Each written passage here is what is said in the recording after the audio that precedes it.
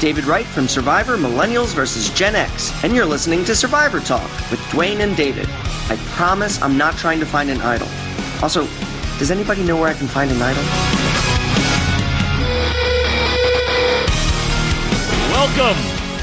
Welcome to Survivor Talk with D&D. We're just two best friends talking about the show we love, and that would be Survivor. My name is Dwaine, and I'm here with the guy who once approached the Queen, my best bud, David. And survived to tell about it. You did. I did survive.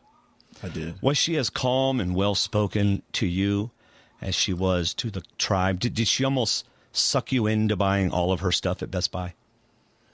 You know, I didn't realize until now that, yeah, I think that's what she was trying to do. Get me to buy all of her purchases. She just won. She just won $1 million, and she's trying to get me to buy her stuff. Yeah. Oh, there you go. Yeah, well, listen, David did meet Sandra.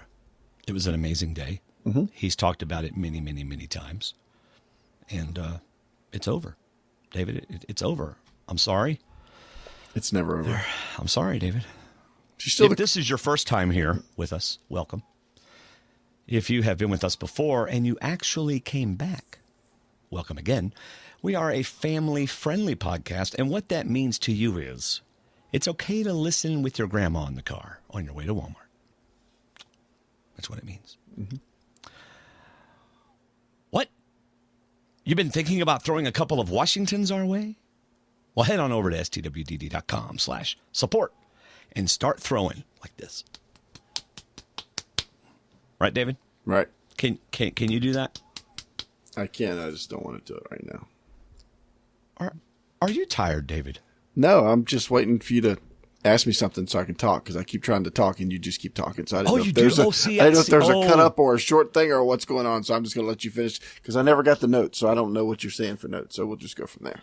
How'd you not get the notes? You want me to send you a link? You've asked me that. Let's see. What episode is it? Oh, shut up. How do you not have the notes? It's like, why do I always have to send you the link? You're so hard to deal with. I know. But I have to be nicer to you so people don't get upset with us. All right. There you go, David. I apologize. I didn't realize you were trying to say stuff. I couldn't see you. I had your face covered because I had my notes in front of me. Really? You don't look at me while we're doing the podcast? No, I do, actually. It's just I wasn't this time. So anyway, this Survivor episode, Vote Early and Vote Often, is about to get the Survivor Talk treatment, so hang on.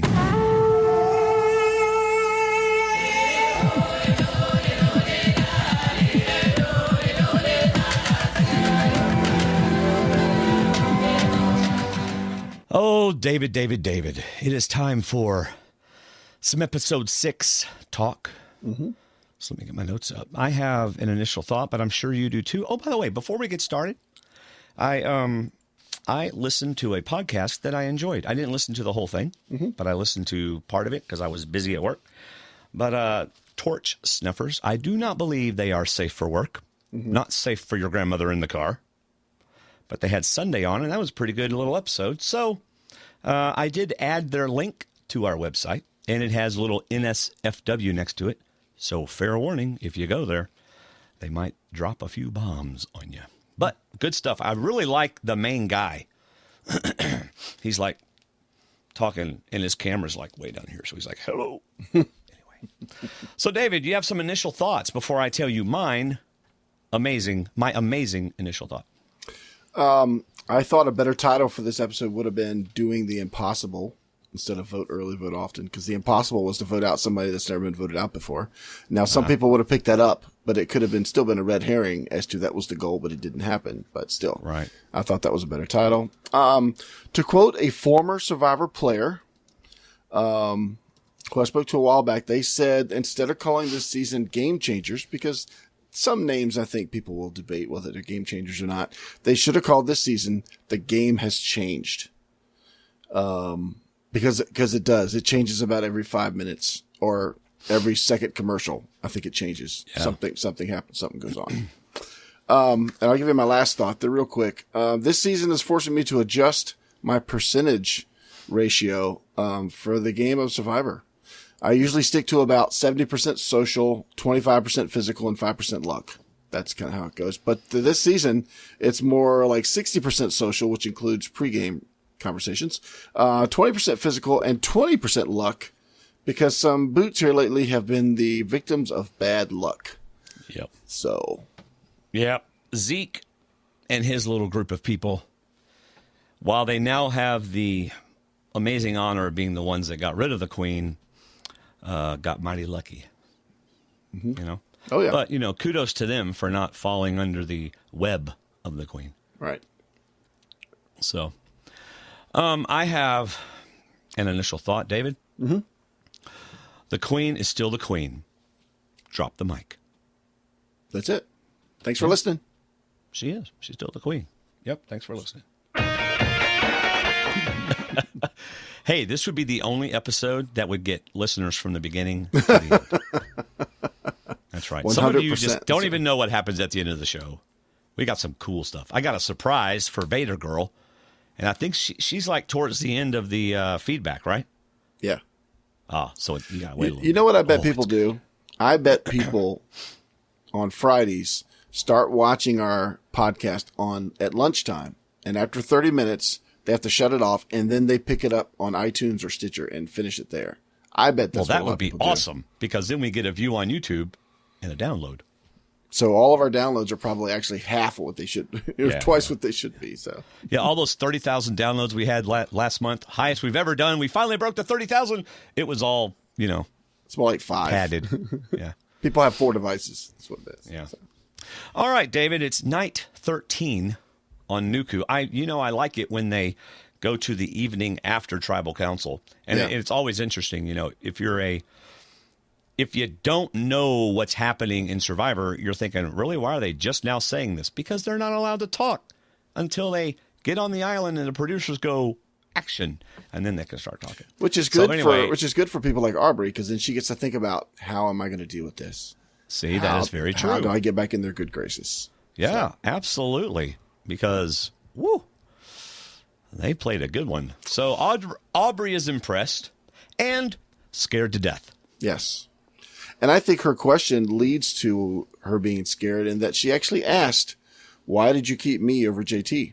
Because JT might have been better in challenges, but you kept me, which tells me she obviously did not feel like they would work with her or keep her or have that work out. So that was just interesting that somebody that was with them. Let's see, if I look at my chart that I posted on Facebook. You have a chart on Facebook? Yeah, I posted it this morning. It's a evolving tribal formations. Yes. And if you look at that chart, look at that. Aubrey started with Sandra and started with Varner. So, you would think that they would have had a relationship started already. But then you got Brad talking about Suri. They never really had a relationship, and they started on the same tribe. So yeah. So, but that just leads me to think that Aubrey was not close with Sandra and Varner. So I just thought that was an interesting question, that somebody that's been aligned with them since the beginning, or been tribed with them since the beginning, asked, "Wow, why did you keep me over him?" You know, flat out, he betrayed. So do it once, they're going to do it again. Yep, it was the betrayal. Sandra is clearly in control, Aubrey says. Mm-hmm. I like this. She is the queen, and I need to learn a thing or two from her. Well, maybe not. Tomorrow you'll be like, oh, glad I didn't learn a thing or two. Yeah, see ya. So this is your Tribe Alliance Evolution. By the way, you can find this on our Facebook group, stwdd.com/Facebook, or go to our website, and there's a Facebook button at the top. Oh, is that what the document is, a Tribe Alliance Evolution? That's what you wrote it. Because if the document actually says Evolving Tribal Formations, it's great title work there, Dave. One title on one title on another. Well, maybe that's not the same one. Let's see. Well, there's a revision, apparently. Oh, wait, no, I can't upload the revision because it's not mine. Sorry.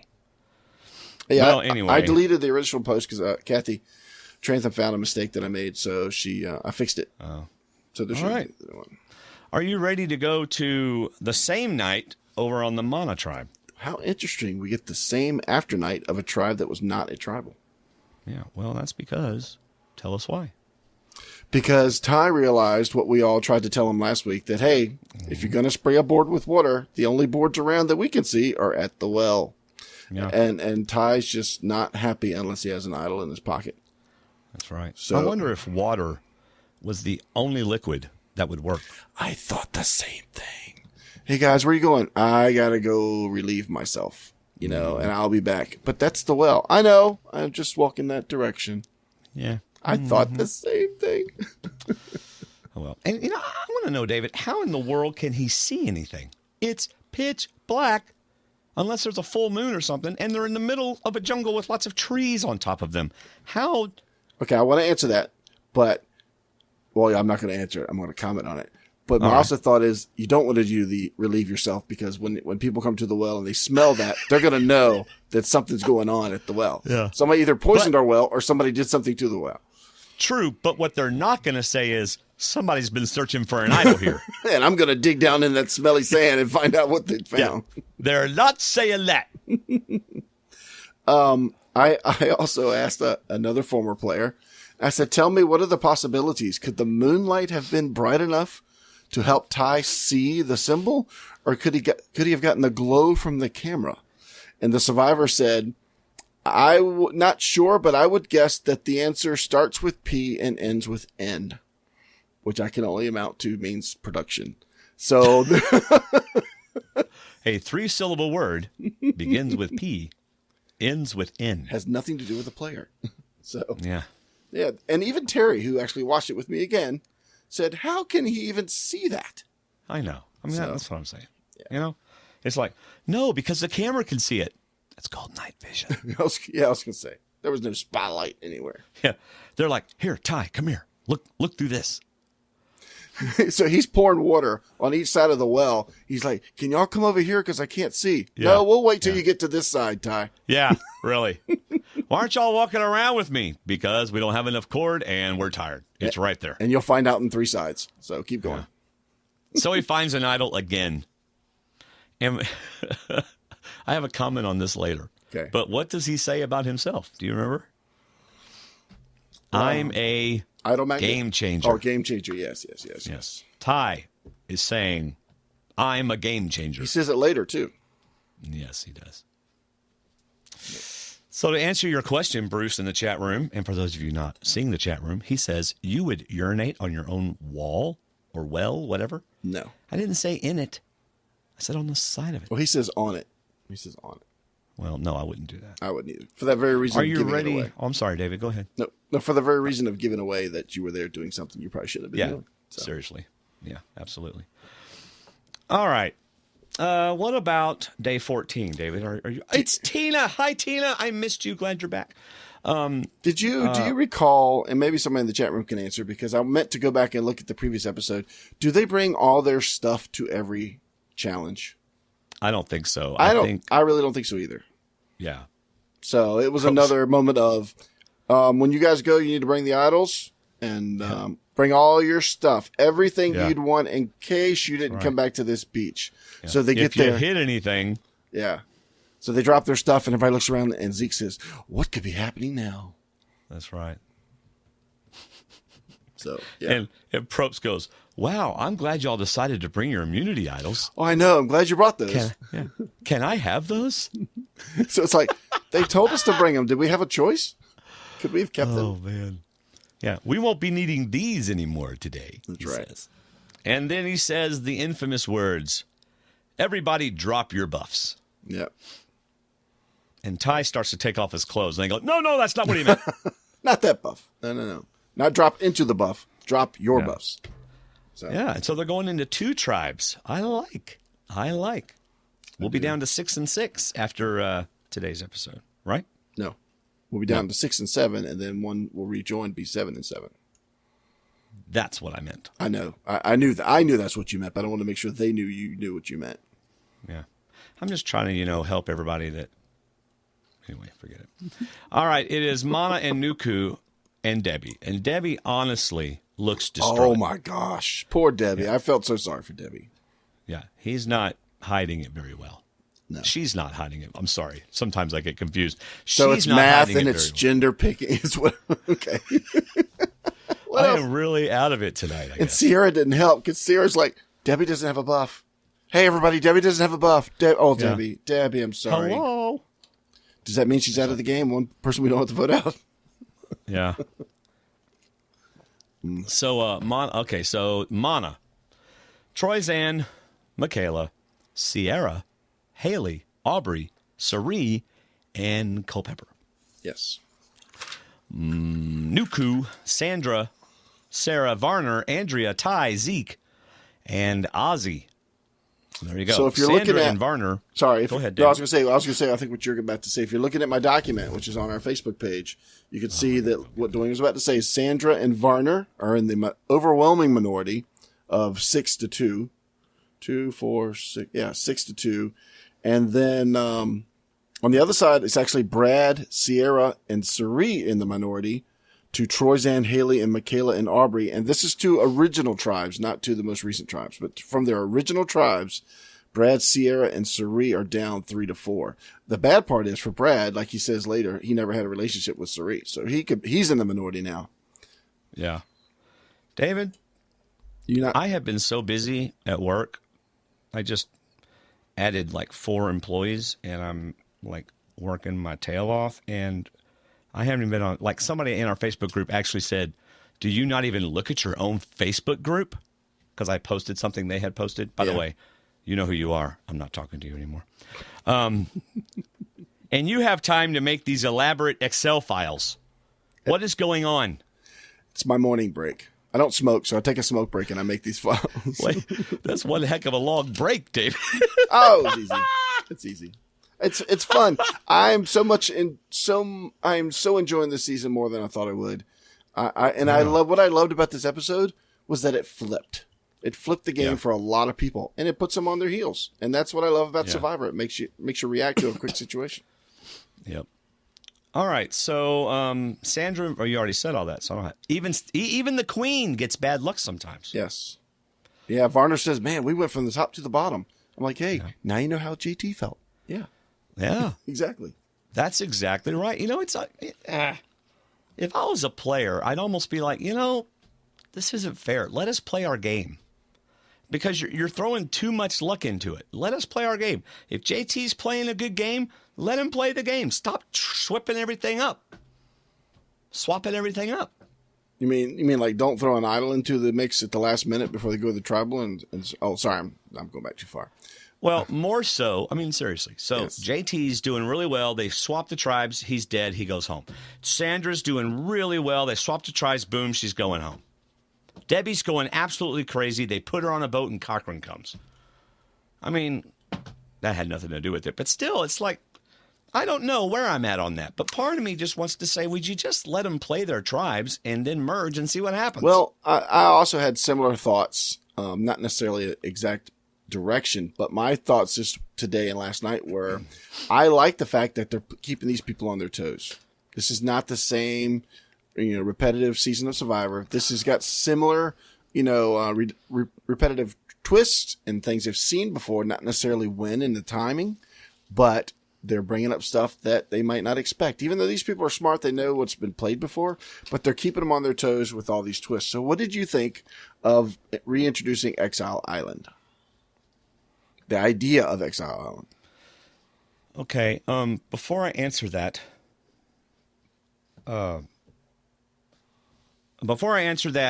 understand what you're saying about changing things and putting twist in it and everything like that. I guess there's a part of me, and I just really thought about it, there's a part of me that kind of wishes they would just let them play and see how JT and Sandra do. Because can Sandra outplay everybody? We don't know now because she got voted off due to bad luck, just like you said.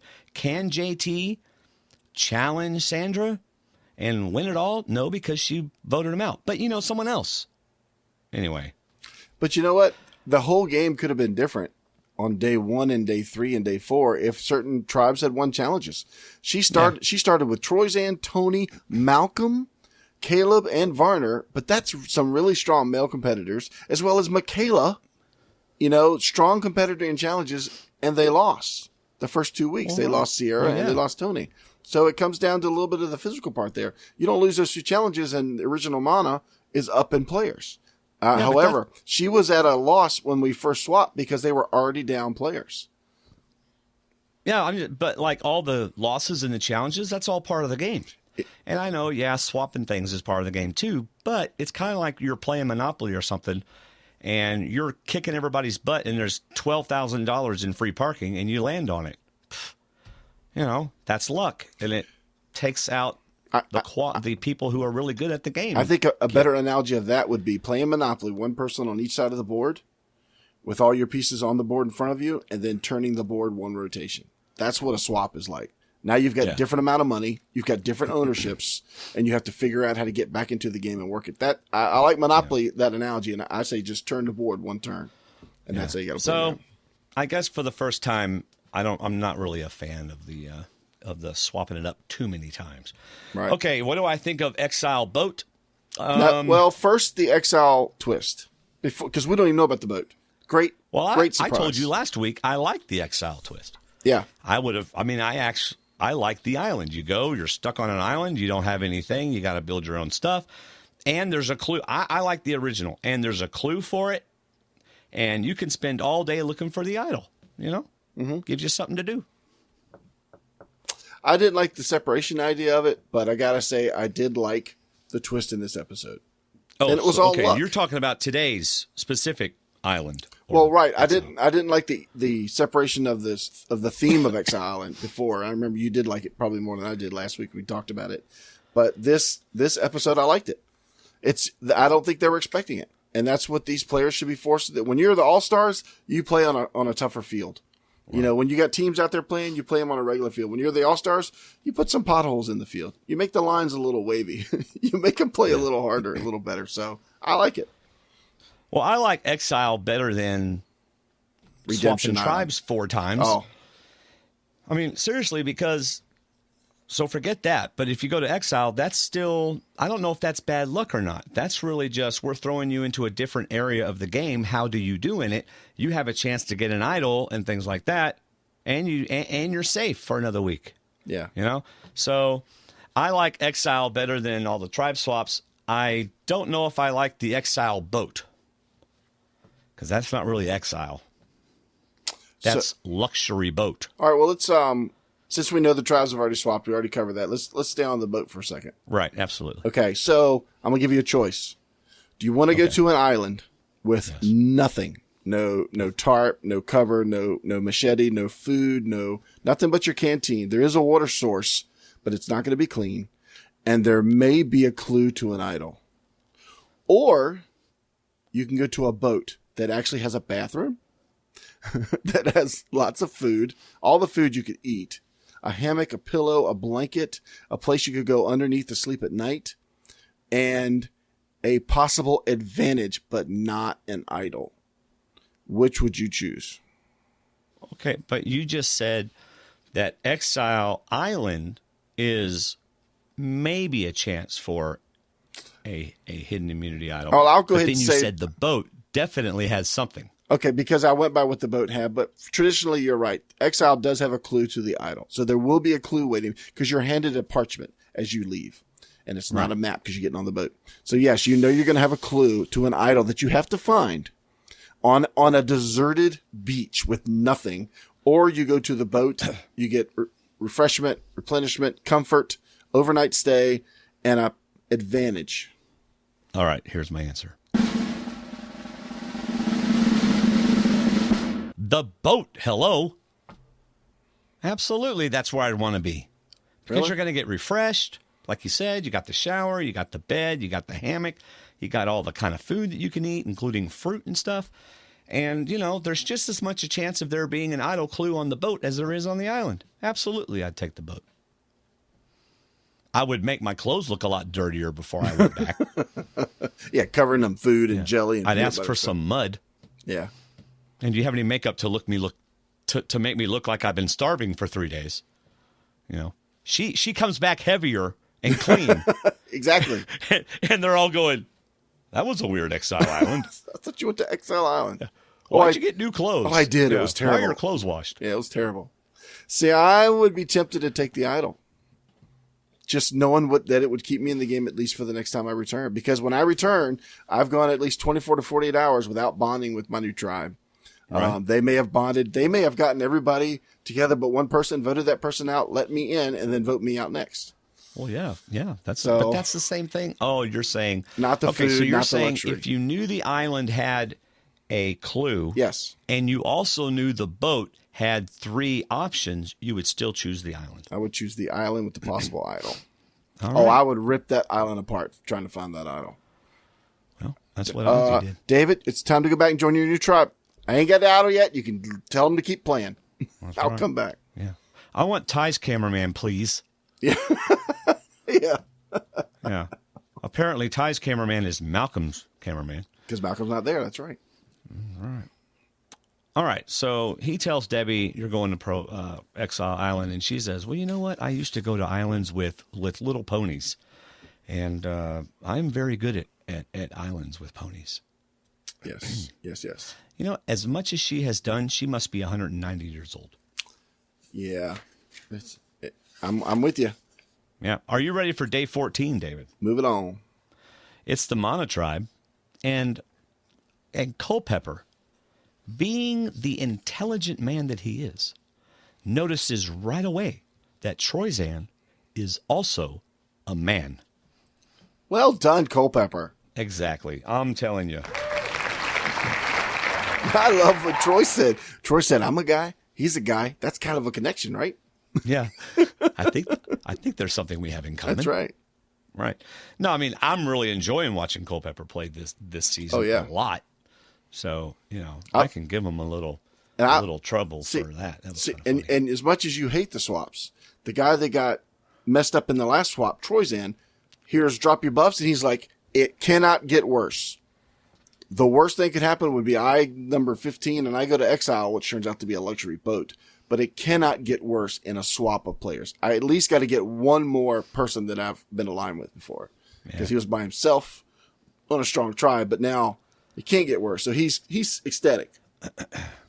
So I don't really need to say again that I'm thinking all these swaps just brings too much luck into it. You've already said it in your initial thoughts. Mm-hmm. So, all right. So is it Culpepper that said? No, Troyzan said, I do not want to be bamboozled again by women. There you go. I just realized Troyzan's season, One World, was our first podcasting season. It was. Wow. This is our podcast. That was his island. This is our podcast. That's right. That's when we first liked Troyzan. I like it. Mm-hmm. Are you ready for day 14, Nuku? Let's see. Well, we get some more. This was probably the most strategy we got from Brad right on this Mana, day 14. He only knows a few players now. He's in the minority. He's been in the majority on all of his tribes until this time around. Well, the first tribe he didn't have to be. They didn't have to vote. But when he was on Mana before, he was in the majority. And now he's still on Mana, but he's in the minority. Although Haley is the swing on paper because she just stayed with Sierra and Brad. But how ironic that Brad got Sierra, which is probably his closest alliance. Yeah. But he mentions that he never had a connection with Suri. So that'll be interesting. But he counts Troy and Sierra as his group already, but he knows he needs one more and he's got work to do. So I like that. I enjoy watching Brad this season too. Oh yeah. Much different players. Absolutely. So that's all I got from that day. And next episode, we're going to get a more emotional Brad. Yeah. I can't wait to talk about that. Yeah. I already know what that is. I mean, come on. All right. Day 14, Nuku. Sandra and Varner are trying to connect. Now, I got to tell you something, David. I'm a little disappointed in Sandra at this point. Not at this point, but these next couple of days. Yeah. Why is that? You know, the Queen has perhaps lost her game, as well as this game. She's lost her numbers. Well, I know, but I mean, come on. This is Sandra. She should be able to work it and be in the control again. That's what she says. She says, I ain't even scared. I'll be back on top. The Queen is still the Queen. Mm-hmm. Well, you didn't play like it. Although. What were her options? She didn't do anything. I mean, the next time we see her is day 16, and they're all still saying we're voting out Sandra. So it's like, Sandra, get a hold of Ty. You know? Talk to him. You don't think she once talked to Ty over the 3 days? Of course. I'm sure she did. Okay, fine, David. Fine. Do your stuff. Thank you. Go ahead. Talk about Zeke and who he's targeting. He is targeting Sandra. Mm-hmm. Varner recognizes her on the outs because he can just see that everybody's together. Even though Ty wasn't with them before, this group of Ozzy and Andrea and Sarah are back together again, and Ty is obviously back with them. You know, and I kind of laughed. I like Varner. We both like Varner, but I kind of laughed like, now you know how JT felt. So it can happen that quick. Yeah, it's pretty cool that whenever he and Zeke were laying in, is this when they were laying in the sand? This is one time, I think, yeah. Well, anyway, I think that comes up later. But whenever Zeke said what he said, and then Varner goes, "Really?" I've actually heard Varner say that to me once. I said, "I've heard there's some other players talking preseason." He goes, "Really? Who?" I said, "I don't remember. I don't know. I'm sorry, Varner. I didn't say anything." You know what I thought whenever Zeke decided he was going to go for Sandra? What's that?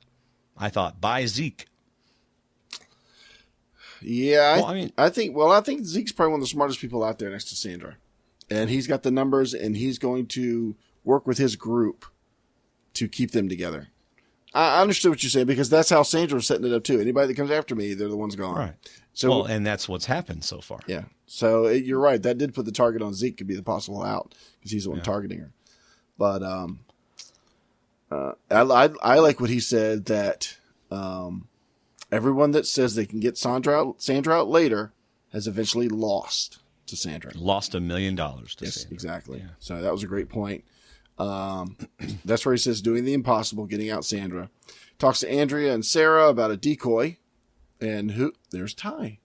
We use Ty. It's the obvious decoy. He's like the one in the middle. So he talks to Ty and agree that Sandra should go first. And then Ty gets they say this, but they could try to blindside me. So just in case, maybe I go look for another idol. I'm on a new beach, and maybe I go find another idol in the same place as the last idol. Man, you're let me say something. Let me say something. Okay. You're going through this day so fast. Mm-hmm. What else you want to say? I don't know. Well, okay, so if Ty hears this, if Ty even gets a little bit of wind that he is the decoy, he's going to go into brain craziness. Right. So this is what I'm saying. Sandra, take advantage of this. Tell him right before Tribal. If y'all go to Tribal, tell him right before Tribal, and you got him. Okay, go ahead. Well, I think she tried that Tribal, but this is one thing that I think is missed a lot. And it's funny, and it may not be missed a lot, but according to what we see, this is one thing that's always missed, is that nobody likes to be volunteered as the decoy, as the target. Michaela sure doesn't like it. And even Ty wouldn't like it. That would put more distrust in his brain. Yeah. So to me, when they went to Ty, they said, hey, Sandra and Varner want us to vote you out. Not us. Sandra and Varner said that. That's why, who do you want to vote out? Because we don't want to vote you out. We want to vote one of them. And Ty's going to say Sandra, because he knows that she's the queen. And that it's almost like they're letting Ty pick Sandra. So they may have done that. I don't know. But to me, that's how you approach somebody that you need to be a decoy, is you tell them the other side wants you gone. Well, we don't want to work with them because we got to get rid of Sandra now. So we're with you, Ty. We want to get rid of Sandra.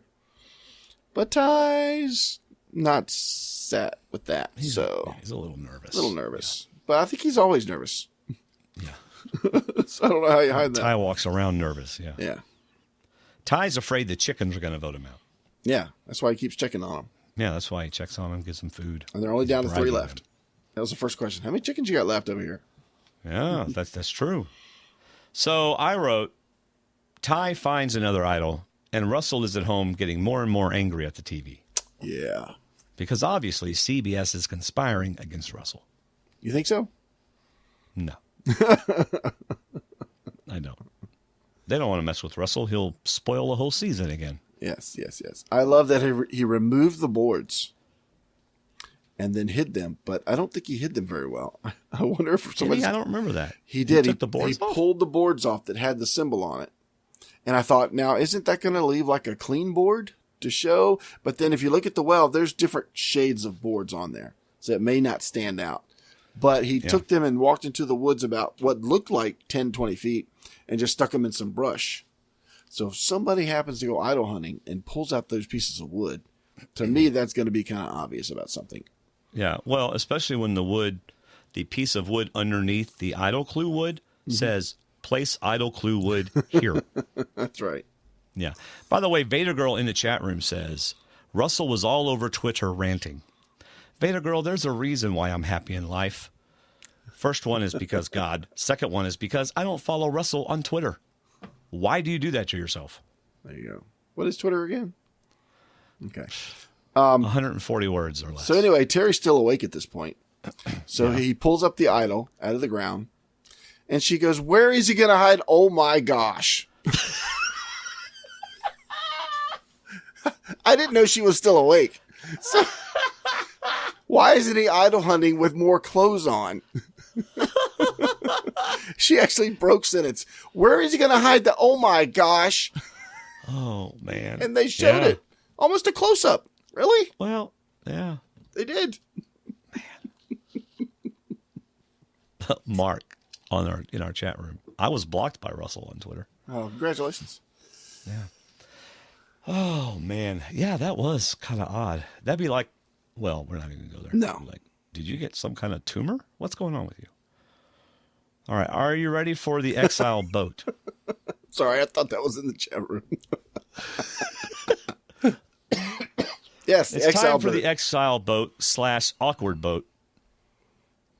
So, and even though I would take the deserted island with the clue to the idol, I thought this exile boat was amazing. I thought it was a great twist. Yeah. And it's going to be on Debbie now to hide it. You know, when your cheeks are more full, like you said, your clothes are a little more fresh, you got to hide it.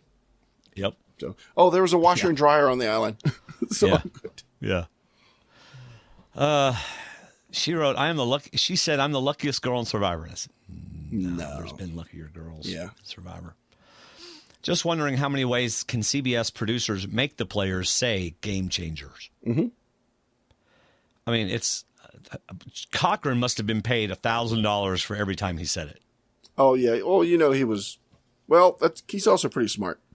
He's writing still, so he knows who butters his bread, and he knows what needs to be said. So, yes. So Cochran is. Oh, do you want to say anything about her initially on the boat before I get to Cochran approaching the boat? I love that she put food in her mouth before she read the note on the boat. Yeah, that was so smart. Because if they say don't eat yet, you have to do something first. Like, oh no, thanks, my mouth's already full. So I thought that was pretty smart. Yeah, just in case the note said you can't eat unless. Yeah. That's funny. Scarf it in your mouth. Exactly. Right. You want to take it out of my mouth, you're going to have to find it somewhere else. That's right. Nope. And then she finds the hammock, and then here comes a boat. Yeah. So Cochran joins her on the boat and thinks, oh, no, I should have asked for more money. The famous line in Jaws, we should have gotten a bigger boat. Yep. I should have gotten a bigger checkbook. You reminded me of my note. I will admit, I got on Twitter today for like 10 minutes. And I saw that Jeff Pittman was talking about tying his idols. And I thought about Jaws. Pretty soon he's going to need a bigger pair of underwear when he goes out idol hunting. There you go. So, let's see. Oh, did she just say she met kings and queens or something? Or was that? Presidents and prime ministers. There you go. Plural. Because both. She was a CIA agent, And a juggler. Yes. Yeah. I think it's the juggling. Juggled. Yes. Her prime way. Ministers. She juggled. And presidents. She juggled her way into the White House and met the president. Okay. David, you took a very family-friendly moment and made it not so family-friendly. So, a somewhat awkward moment as Debbie stares deeply into his eyes. Mm-hmm. But the most awkward moment is in about 5 minutes. Yeah. So Yeah, we'll get there. Wait for it. Awkwardness increases as Debbie begins to nod and rest her face on her elegant hand like this. Oh, Cochran. And you know what I was thinking? Why aren't you still eating while he's talking? Keep eating. Because they might pull this boat out from under you at any moment. Yeah. And Cochran's going, oh, Lord, I shouldn't have agreed to this. I was hoping Andrea would be on the boat because we hang out in New York. Cochran shows her another game changer moment, and she won't let the poor guy go. We're talking hugging and hugging some more. And Cochran's like, so this is Debbie's back, right? Cochran's like, okay, stop hugging me, please. This is like a hug on the Big Bang Theory. It looks uncomfortable. Yeah. Let me go. Oh, please stop kissing my ear. Stop kissing my face. And she's worried about getting her smell on him. Oh my gosh. He goes, don't worry, I'm going to go home and burn these clothes. That's a comedic writer right there. I'm going to go burn these clothes. And Now, she just went right over. Now, before we get to the three choices, there was some interesting conversation going on beforehand. And I'll admit, I like the idea of this, bringing in someone. You're on exile. Instead of being stranded alone, you actually get a wall to bounce off ideas. You get somebody who's won the game, played twice, but won the game, and you get to say what you think, say what you feel, and then they get to respond. You get to ask them things and listen to them tell you things. And the first thing he asks that we see is, this is nerve-wracking. Are you, how do you feel about this? And she says, I feel extremely secure. Haven't you seen this show before? You're out here by yourself. Yeah. He's like, CBS, you don't need me on this boat. Yeah, I can't help her. Is she still in the game or is she out? Yeah. I thought she was still in. Are you sure this wasn't? Yeah. Are you sure this isn't the boat to the airport? Is this not Ponderosa or something? Okay, no. And then he says, oh, go ahead. No, you were talking. I'll wait. He says, you got any fears, any reservations about people? I don't. Are you really playing? Are you really? Debbie, those are not the words. He does his best to give her advice as a sounding board, as an ear to listen to, and a winner's perspective to use to her advantage, which she is all but passing on since she knows exactly what she's doing. Even Cochran points out one of her biggest faults is that she thinks she knows everything, but that she knows what she's doing. And that's an overconfidence and a sense of comfort is poisonous in this game. Tony's sporadic, nerve-wracking, frantic pace in Kagayan is what I think got him to the end. Yeah. Well, Debbie's just too enamored with him. She's like, no, I don't want to talk Survivor. Let's talk children. Yes. Let's have 48. I'm a professional child birther. I have given birth to 48 children for other people, but I will have yours. And he will be ours. I am a ginger specialist, so I know these. Yes. So, no, but seriously, even when Cochran was talking to her about stuff, I kind of felt like it was pushed. Like, okay, I don't really have a whole lot to tell you, so let me talk about Brad being like. I think he was at a point. Oh, go ahead. Well, I want to compliment what you're saying. That I feel like she wasn't talking, like she felt like she was just meeting a winner, and I'm like, this is an advantage right here. This is not a meet and greet. This is an advantage for you to say, this is where I'm at. I'm only close to these two people.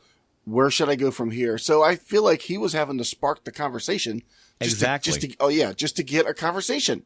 That's She wouldn't even, almost felt like she was hiding answers from telling him, or else she was so enamored by the moment she just didn't, no, I'm fine. I'm good. I just want to listen to you talk and look at your cute face and your glasses and hug you eventually. But I'm like, Debbie, this is your chance to chill down and build back up. This is your chance to talk to a guy that's super smart and is very strategic and wrote a thesis on Survivor. And you're just saying, no, I'm really good. We can talk about something else. No, I don't feel insecure. I don't have any problems with anybody. Nobody? Editing told me you had one. Yeah. Well, Brad, but I gave him a heart. I scared him. I scared the heck out of him. Like, no, you scared the producers is what I heard. He didn't scare Brad because Brad's fine. So he's back. And then I love this. Cochran says, I finally pulled it out. It's like a doctor talking to a patient. You finally tell me where it hurts. So you had this conflict with Brad, but you're here with me, and Brad's back there with 6 other people getting along and building friendships and relationships. Yeah. She's like, I don't care. Yeah, I'm with you. Don't you see a problem with that? No. Wow. I was like, just a missed opportunity. It almost made it seem like a waste. I hate to say that, but I loved it. I love the idea of the opportunity of a person in exile getting the reverse of Exile Island almost. Right. And it just felt like it got wasted. It absolutely did. It got wasted on Debbie. Yeah. Absolutely got wasted on Debbie in yours. Yeah. Humble opinions. So Cochran earns another $1,000 and says, I have a game-changing moment for you. Yes. Here are 3 options, 2 of which are absolutely ridiculous when you look at the second one. Or the third one. So everything you need to make a fake idol. Mm-hmm. I guess maybe there are situations in the game where that would have been the one that you needed, right? Mm-hmm. Okay.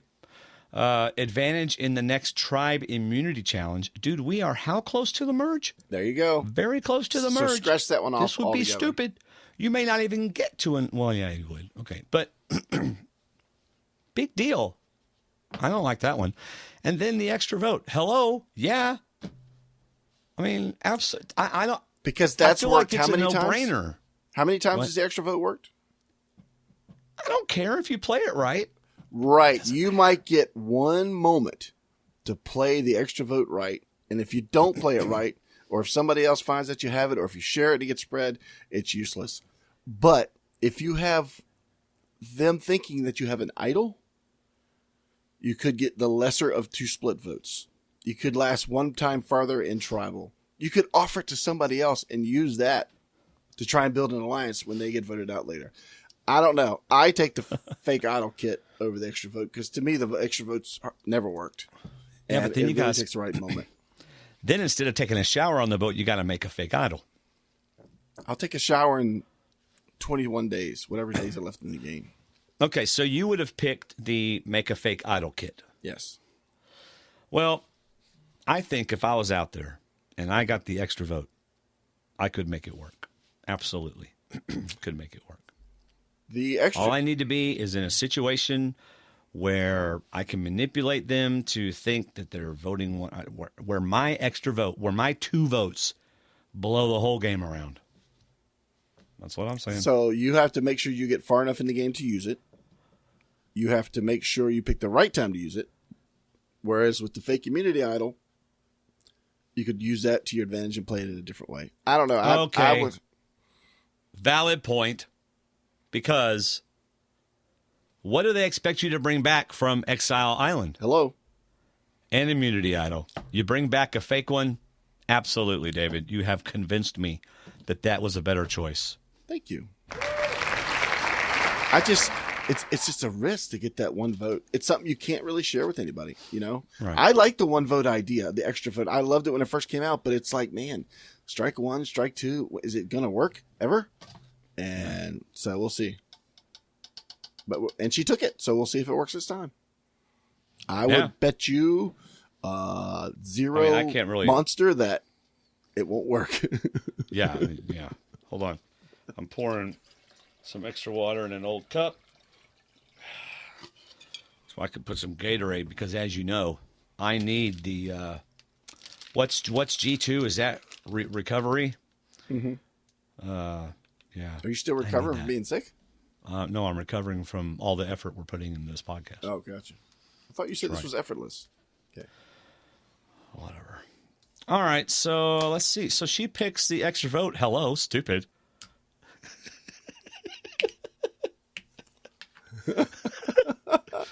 I think we need to go to the chat room because I would imagine we've got a few thoughts in the chat room about the extra vote. We have plenty of feedback to read, so we'll just...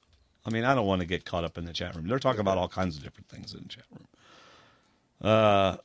So Debbie pinches his butt as he leaves, and Cochran's bonus just went up to $500,000. He's like, that's it? Nope. I'm going to go to the island and tell him everything unless you give me an extra $500,000. She just pinched my butt. All right, are you ready for Nuku with Varner and Zeke laying on the beach together? Yep. Varner being Mr. Gullible. On the rocky beach. Was he ever gullible I mean, Varner, look, I know you occasionally listen to us. Why were you so gullible, my friend? Well, you were 1,000% gullible, basically. He does admit that, well, just to get through the conversation, they are on the rocky beach, but it was near the water. Varner was scared. He admits that he was scared at the redraw. He's really playing up to Zeke's, sympathy. And admits that he's never made the jury. That's how tough it is on him that he's gone this far and never made the jury, which means he probably won't make the jury this time either. But Zeke sees Varner as a desperate person he can save and use and trust later in the game. Great. That's what you're going to find. That's Zeke. That's good reading by Zeke. You know, I just realized. What? Oh my goodness, David. This is like, I'm not even kidding. And I'm sure there's like 1,500 to 2,000 people out there going, well, yeah, you idiot. We already thought about this. Zeke is now the king. He is taking place of the queen.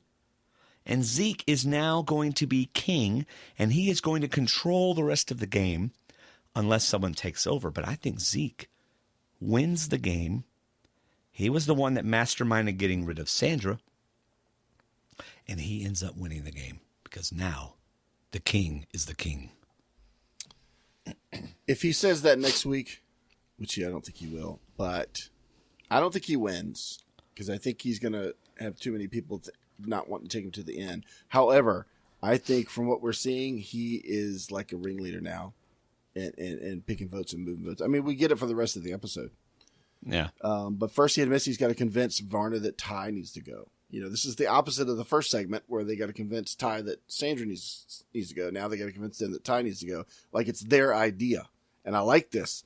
And Varner admits that Zeke is afraid of Ty. He's telling Sandra because Ty can find an idol in his sleep. I love that line. That was He was probably sleepwalking that night. So, but he's not sure. I love this.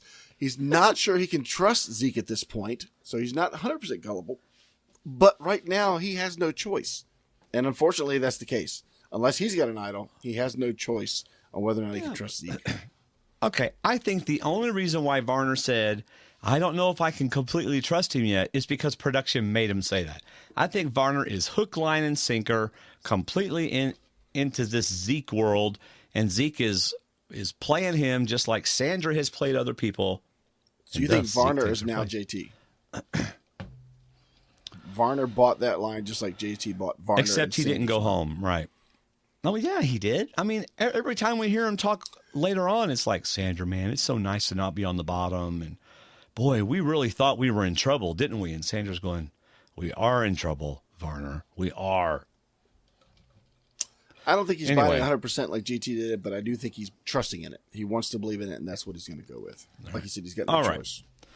So, by the way, I love you took some detailed notes this time. The next time you have a lot to say in one big thing, let me know. I need to go do something. Okay. Maybe I'll find an idle clue. But I like Sandra's last line. Just be careful where you put it. So Sandra's last line is inside, where her gut, it's not adding up. They need to get rid of me or Varner. So it's like you said, Varner's saying, yeah, let's trust him. Let's believe in him. This is going to be good. Sandra's like, that sounds great, but something's telling me it's not going to be right. So I have a question for you, David. Please. Are there times in the podcast when I go through a day and I just rip right through it and you go, okay, well, he said everything that are on my notes. Does that ever happen to you? No. Really?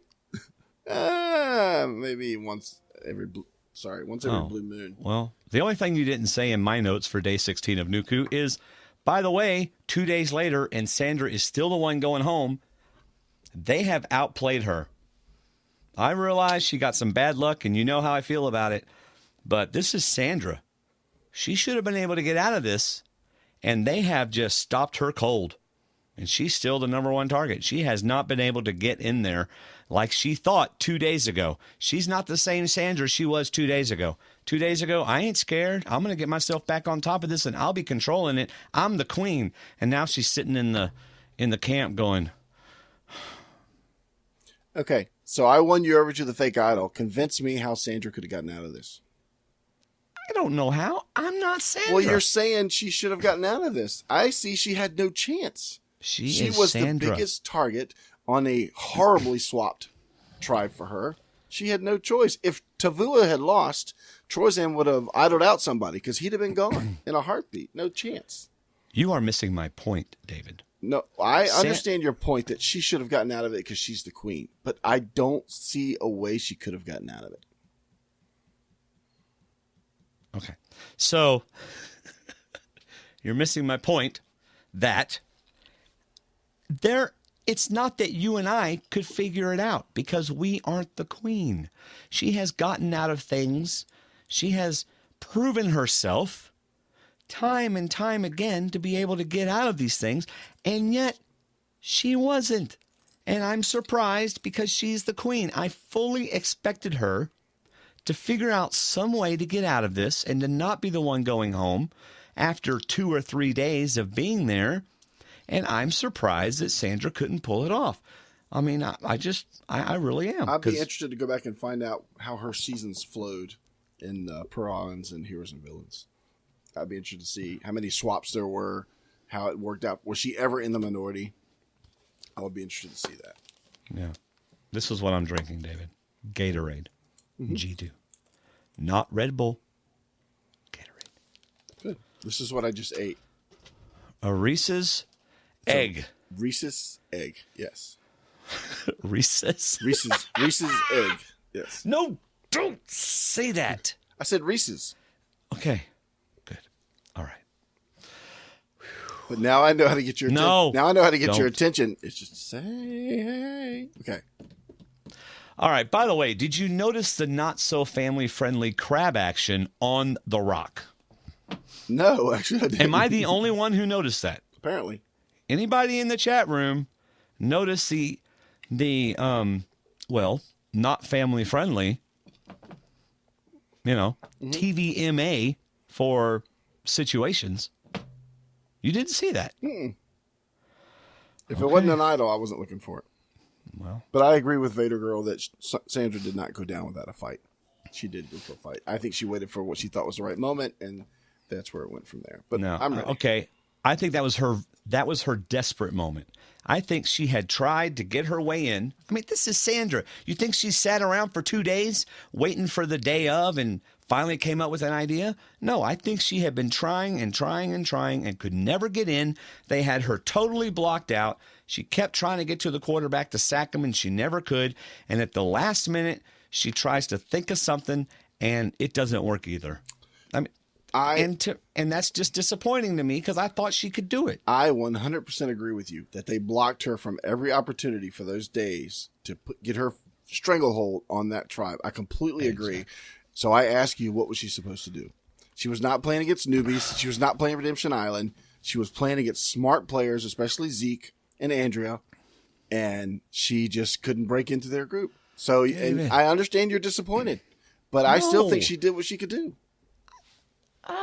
Obviously, she did what she could do because she got outplayed for 2 days.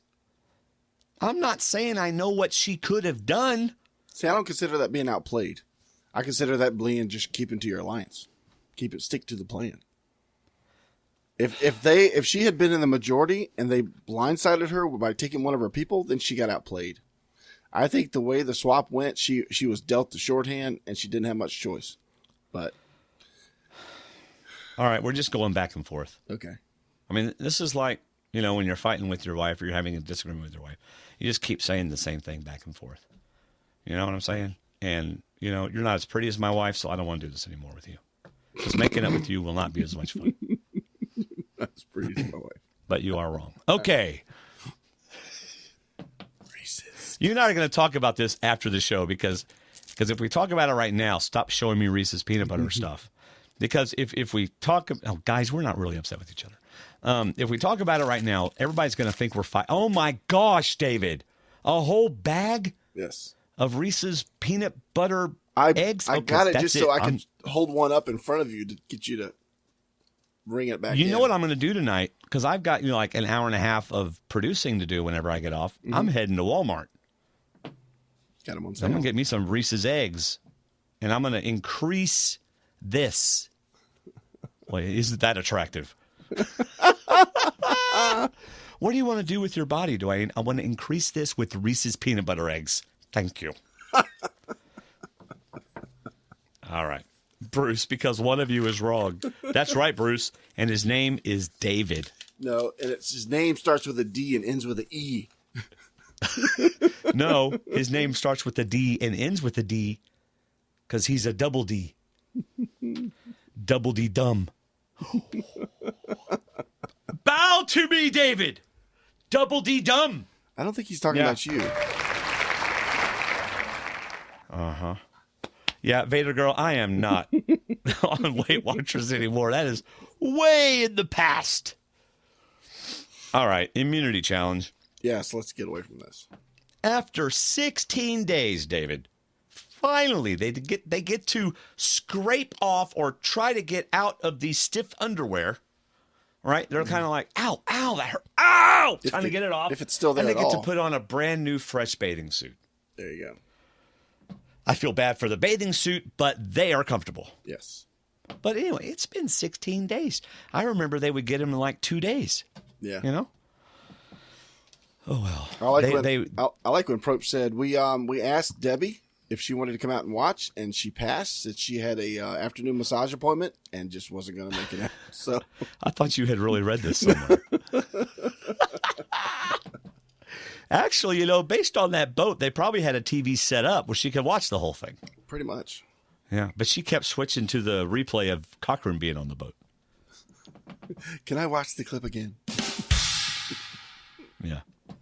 What about that part where Cochran touched my hand on accident?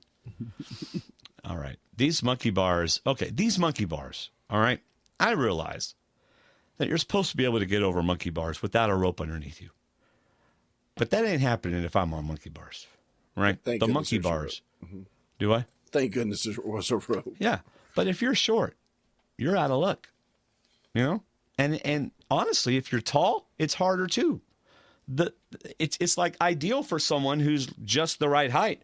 But if you're too tall, it's awkward. If you're too short, you got to hang. Right. You know? So.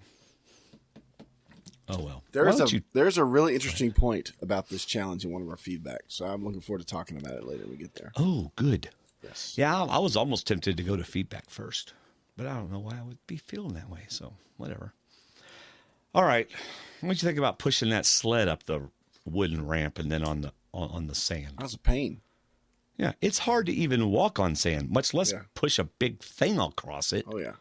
You know, when you're at the beach and you're walking over to the beach and you get in the sand and you're like, ugh, especially because your wife makes you carry all the chairs, the umbrella, and the pull-behind cooler that's full of ice and water and Diet Cokes and Mountain Dews.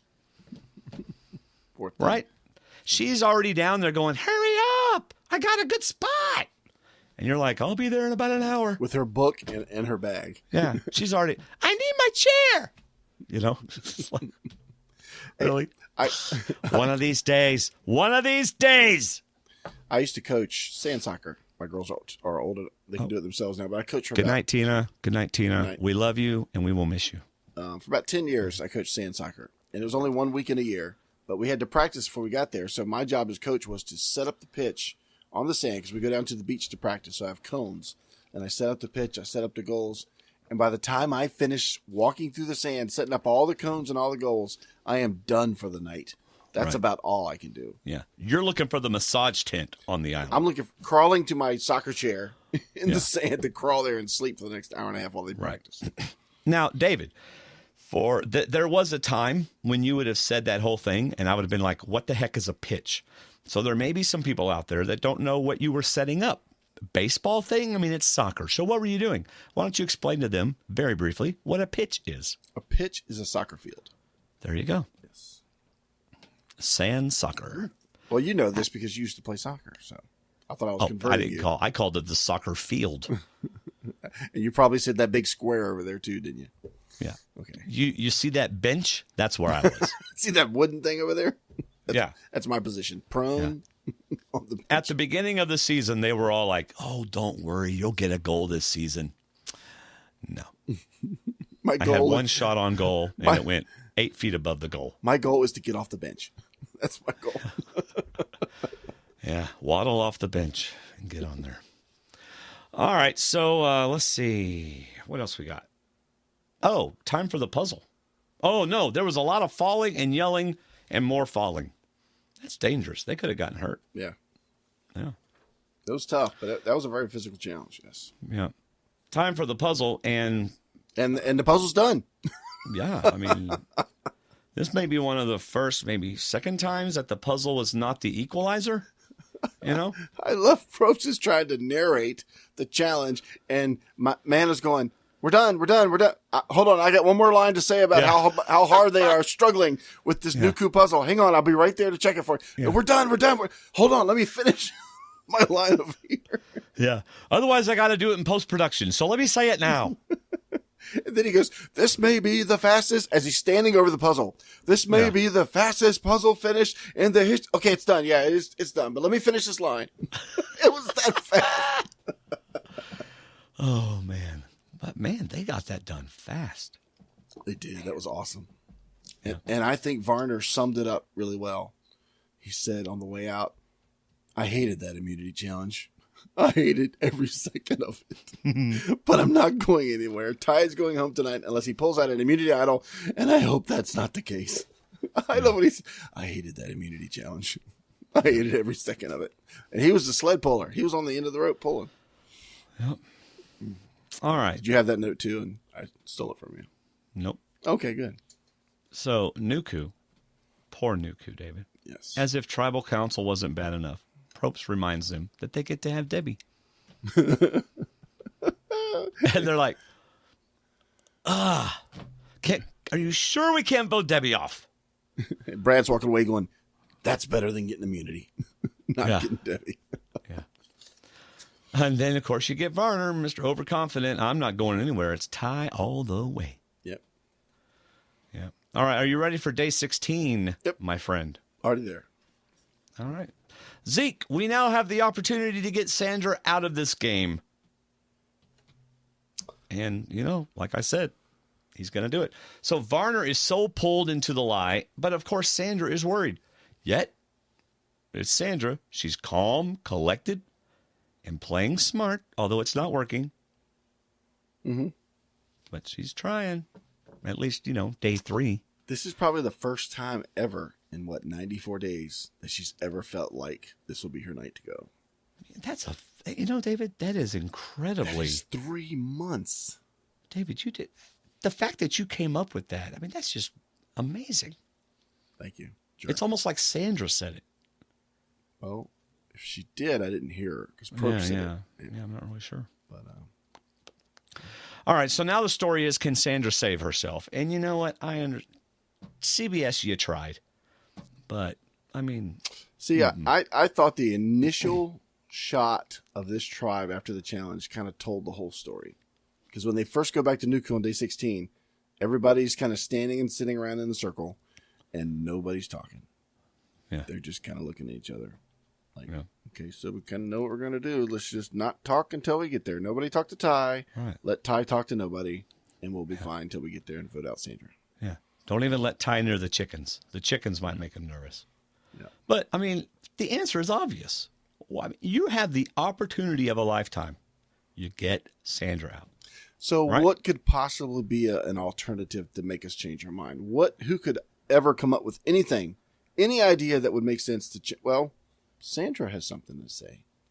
Yeah. And she goes to the veterans. She goes to Ozzy and Andrea, and Sarah's there as well. I would not say Sarah's a veteran, but Ozzy's played multiple times. Andrea's played multiple times. And she just wants to say, you need to watch out for the co-wrong 3.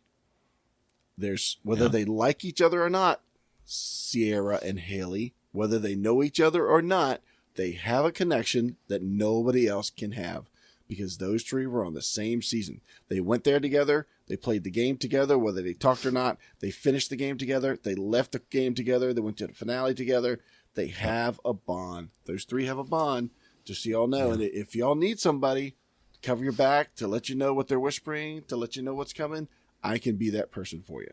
Right. So instead of going after Ty first, she tries to make a plea to the group.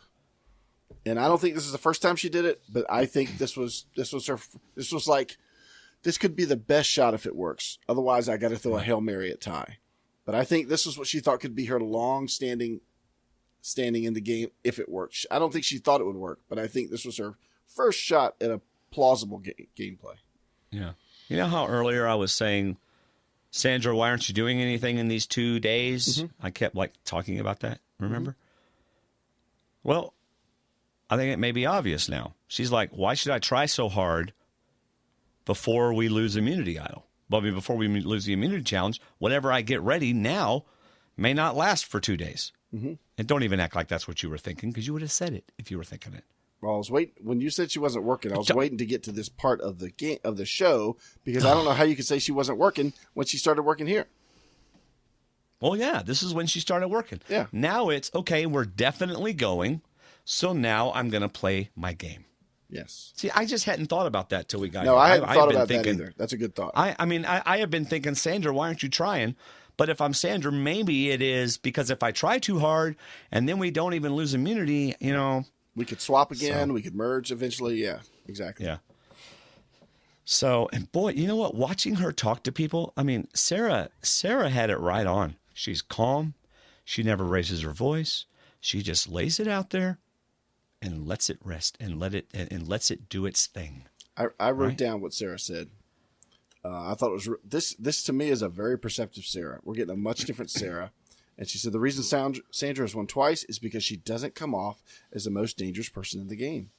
I almost feel that the way Sandra talks to people is that she's grooming us.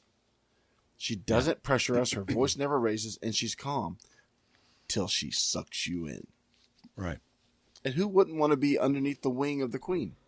That's right. You know? I would. Yeah. Yeah. She'll always be By the the bigger way, target. Vader Girl says in our chat room, Vader Girl, a.k.a. Mere I Am, says, agreed, Dwayne, but Sarah did say that she did try, but but they froze her out like Tony. And since I don't listen to exit interviews, that's what she said. So, like I said earlier, they kept freezing her out. Like you and I said earlier, they kept freezing her out no matter how hard she tried. So, and and there comes a point that you've tried every possible hole you can to get through, and there are no others. Mm-hmm. Except for the one at the well, but that's, smells. So she can't get in there. But so what happens after this conversation? Well, Ty gets... No, Ozzy and Sarah agree that Sandra has a good point. And that makes me wonder if that point's going to come up later when something happens, but you never know. But the plan is still Sandra. But she does have a good point about those three. Yeah. But kudos to them. She almost had me convinced. But yeah, exactly. We can't take our eyes off the prize. The prize is that Ozzy, Andrea, Sarah, and Zeke will forever be known as the ones who dethroned the queen. Right. Notice, Ozzy, Andrea, Sarah, and Zeke will always be known. Yep. And Ty. He better her out too. No, I don't think he's any credit. He's not part of the plan. He was told at the last minute what to do, and he did it. And I'll talk about that later because I think Tribal Council was a very interesting counterpoint to something that happened earlier. Okay. Very much so looking forward to saying that. So, okay, Ty's nervous. Ty gives the Sandra vote away in front of Varner, and they act like this is some really horrible thing. But David, did he really mess up? I don't think about it. I don't think it affected the end game, but I don't think they wanted him necessarily to give away their game. I think this was Ty. But Ty. Who had they told Varner they were voting off? Ty. Mm-hmm. So why is it a big deal that he throws Sandra's name out there to Varner? Because what would they have told Ty if they were voting Ty off? That they're voting out one of them. That they're voting out Sandra. So that's all they'd have to say to Varner. Yeah, that's what we told him because we're voting him off. We're not going to tell him. So I don't really think Ty made a mistake at all. Now, okay, I think Ty made a mistake because it was a mistake.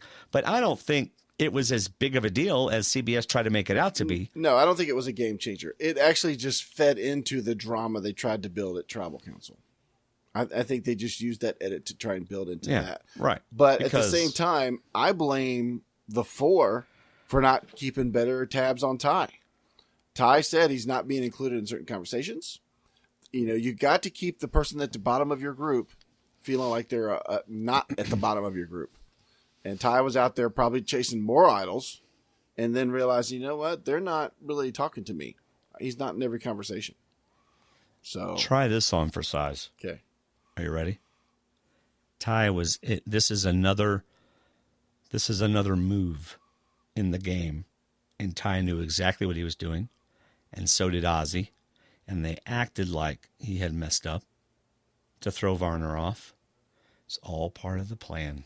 Then why did Ozzy say Ty was stupid for spilling the beans? It's all part of the plan. And confessional?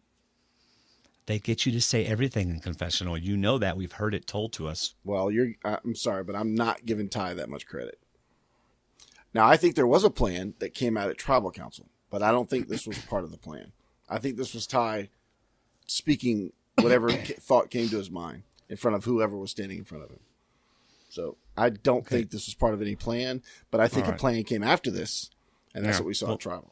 To all of our listeners out there, I just want you to notice that I tried to give Ty some credit for something. And David? I'll give Ty credit for finding idols in his sleep. Well, but that's true. And having a good place to hide them. Mm-hmm. Yeah. All right, so... Because if that's true, then that whole next scene of Sarah telling Ty, you told Varn or Sandra? And he says, yeah, I didn't throw any of your names out because there's no way he'd know who was voting Sandra. But I'm good. I have complete faith in you guys. So that means that whole scene was set up for production.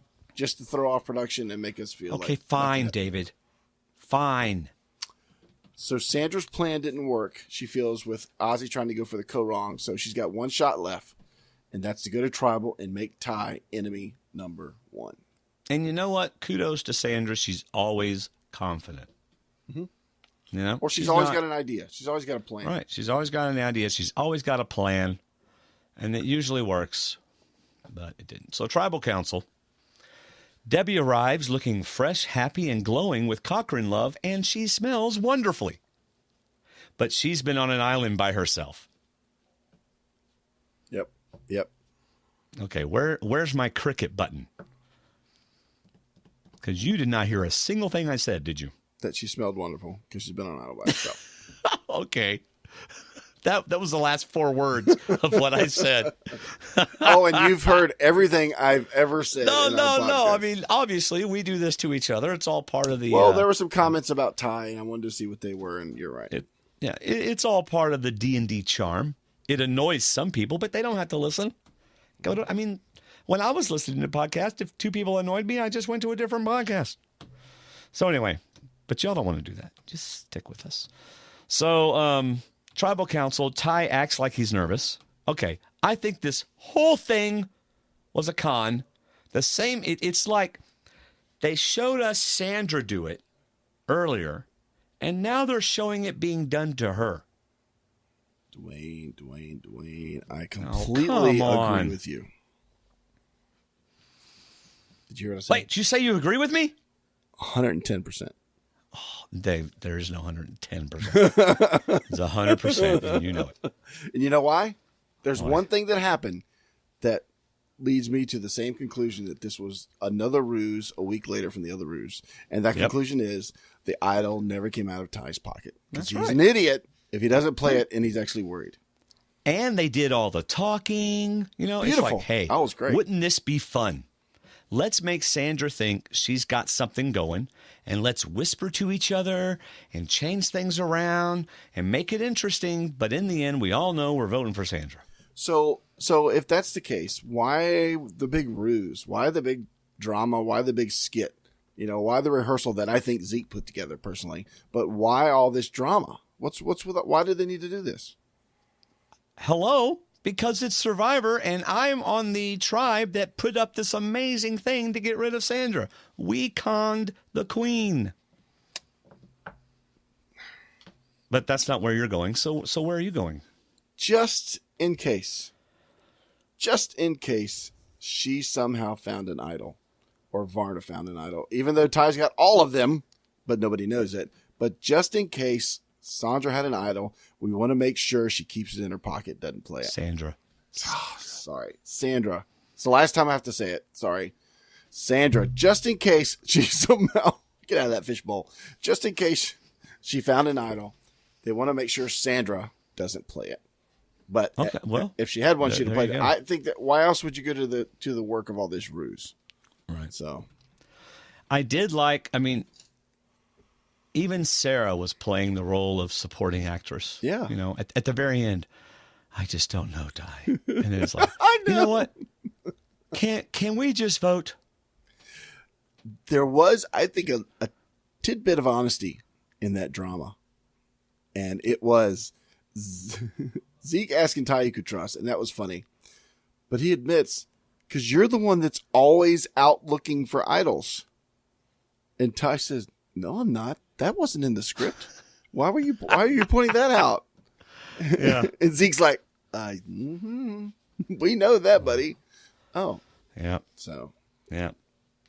All right. So basically we get the votes. The first two votes are tie, which automatically gives away. Yes. To me. I mean, Sandra's going home. Sandra knows. I mean, Sandra knows after two. But, you know, I wish she had made the jury. I am disappointed in that because how awesome would it have been to have Sandra on the jury? Mm-hmm.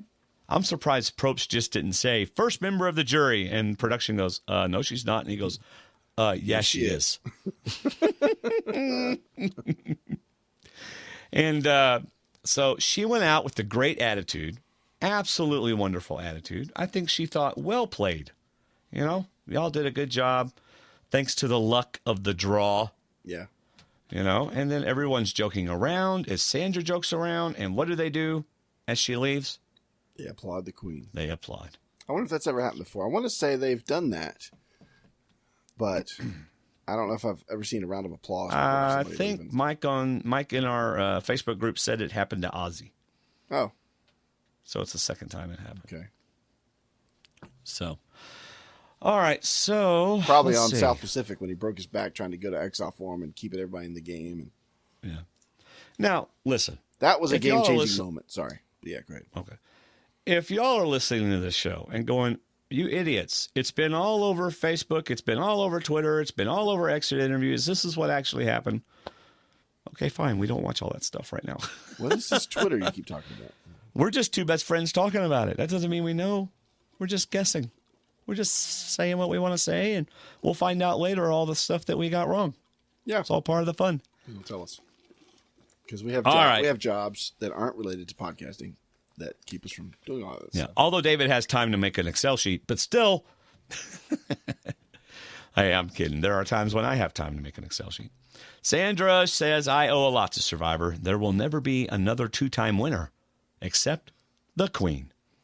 It was neat because I felt like once her name was called and she had to pick up her torch, it's like she peeled off the Survivor layer of Sandra, and that was the real Sandra that walked out of the game. The funny, lovable, you guys, good luck. Take it to him. Don't do it, Jeff. Don't do it, Jeff. All right, see you guys. That was the Sandra that, you know, outside the game. She got rid of the shell and it just walked out. That was really cool. Yeah. You know, I think Vader Girl in the chat room saying she's lucky she wasn't sassed like she sassed Tony. See, I don't think so. I think in that tribal, they knew that Tony was going after her, and they knew that she was thrilled to death to have a victory. Yeah. You know? And Tony had been talking smack to her. She talked smack back, and there you go. And the last thing... Yeah, go ahead.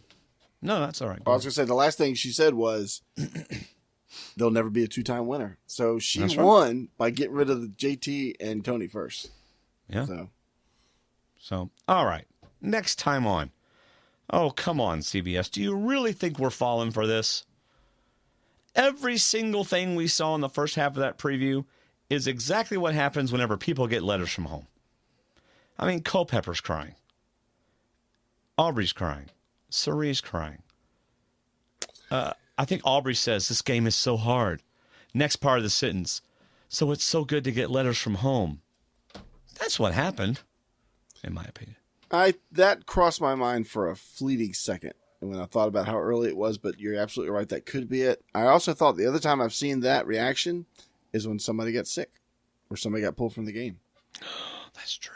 Who's on their tribe? Who's on their tribe? Well, let me look at that document that I created that you... Or I can just go back up in my notes and see. On their tribe is Brad, Sierra, Troy, Zan, Michaela, Haley, Aubrey, and Cerie. So Troy, Zan, Michaela, Sierra, and Haley. Who could it be? No, I don't know, because they're all doing well. Right, and it showed Aubrey, it showed Brad, and who else did it show? Cerie. Cerie. But I mean, Haley's in great shape, Sierra's in great shape, Michaela's in great shape, and Troyzan's in great shape. I don't think any of them get hurt. Maybe they just come back from a challenge where somebody got sick and had to be pulled, and it just hurt them because it was somebody they liked. Maybe they're crying because Sandra got voted out of the game. Maybe it's Ty on the other side. I mean, really, of all the people, the only person who I think Mike could get hurt or Mike could get sick would be Ty. You know, because he like climbs on trees and stuff, and maybe he was climbing on a tree and he fell, and the idol went someplace it shouldn't have gone, and he has to have surgery. Them cry. Him getting pulled from the game would make somebody sad for him. Just somebody very likable gets pulled from the game. Yeah, he like lands and he goes, "I need a medical evacuation." Or it could be the opposite of what you said. The other tribe gets letters, and they don't. That's true. They saw them on the table. So that's speculating. And I don't even know the other... Varner tries to throw shade on Ozzy and get them to vote out Ozzy. Yeah. Talking to Sarah. And Sarah even says, maybe it's time to get rid of Ozzy.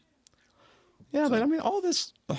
Again, all of that is just CBS throwing us red herrings. It's like, you know, the only time you actually really know what's going to happen in the next episode is when they say, drop your buffs. Then it's, you know, unless they said, drop your buffs. Okay, everybody pick them up again. You're pretty sure they're going to drop their buffs.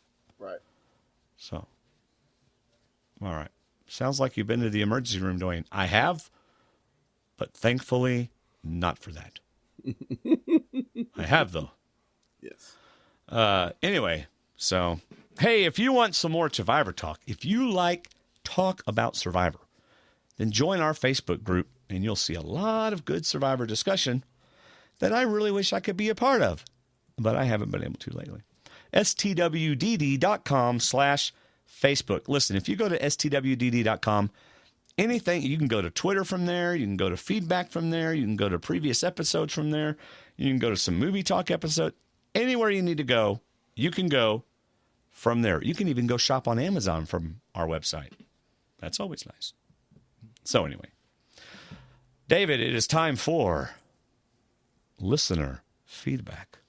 Boom, boom, boom. Oh, that's another one. All right, David, you got the first one. All right. It's Bobby from Connecticut. So we have a lot of actors on this season, don't we? Last week, Sandra and Michaela put on a show. This week, Ty and his alliance put on a show. He was acting so unnaturally that I have to believe it was a rehearsed act. The way I saw it, the five all intended to vote Sandra out all along, and they never changed their minds. As it was happening, I kind of figured Sandra was done. Sad to see her go, but there was just too much randomness injected into the pre-merge game that not even the Queen could overcome it. All the people trying to make active moves are being knocked out pre-merge, and all the people sitting back and letting others take charge are surviving. If I was anyone in this game, I'd take a look at that forgettable people in the game like Andrea, Sarah, or Sari as examples of how to play this season. If you aren't on anyone's radar, not even a ridiculous twist is going to end your game. I probably would have taken the tribe advantage if I was Debbie. The odds of an extra vote even mattering are so insignificant, but I can't understand why she, and probably many people, would take the vote. Yeah, Dwayne, I can't understand why many people. It also would have eliminated the suspicion of her having an exile idol, since they unlikely would give her multiple benefits. Now, they are going to assume she has an idol, which you never want. Idols with benefits.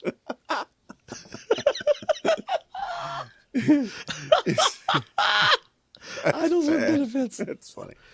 That's why Ty gets so many idols. That's right. It's for the same reason that I would take the big bag of rice instead of the idol clue at the start of some seasons. But you know what? Even the ones that took the rice still got blamed for taking the idol clues. So, or the other things. You know the one I mean, where a pair has a choice between a small bag and a clue and a big bag and no clue. Yes, that was Worlds Apart. Don't paint an early target and just be a team player. Only people who are targets will be eliminated pre-merge. Looking forward to your recap show tomorrow, which is tonight, and see you again next week. Thank you, Bobby from Connecticut. Bobby from Connecticut. Thank you. All right, it is time for Paul Somerville. Get ready, David's about to laugh. Okay.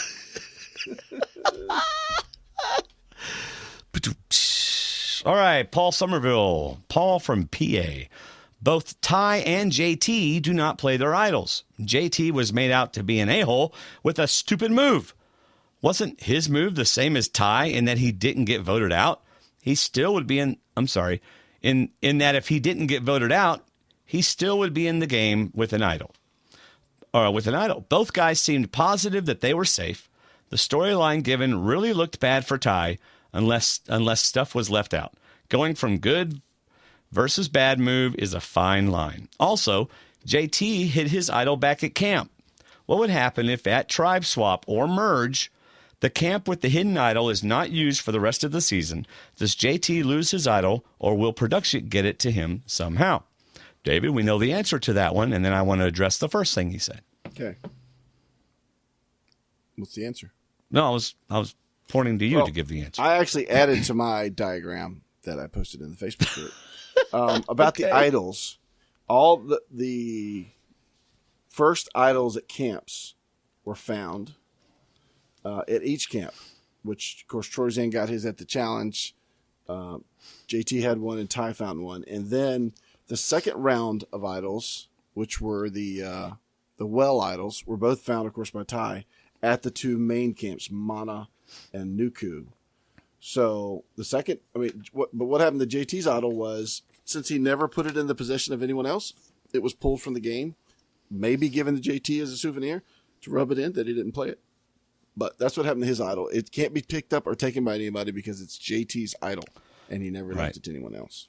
Now, if there was a tribe swap and he left his idol at camp and he was still in the game and they went to another camp, they would bring him his idol. Absolutely. Right. So, Paul, you are saying exactly what I said last episode, what David and I both agreed to. JT would have been considered smart as anything if he hadn't gotten voted out. Right? Mm-hmm. But if you don't bring your idol and you get voted out, boom, boom, boom. If you don't bring your idol or you don't play it and you don't get voted out, then wait, did I say that wrong? If you don't bring your idol and you get voted out, then they call it stupid. If you don't bring your idol or you don't play it and you don't get voted out, you're called smart.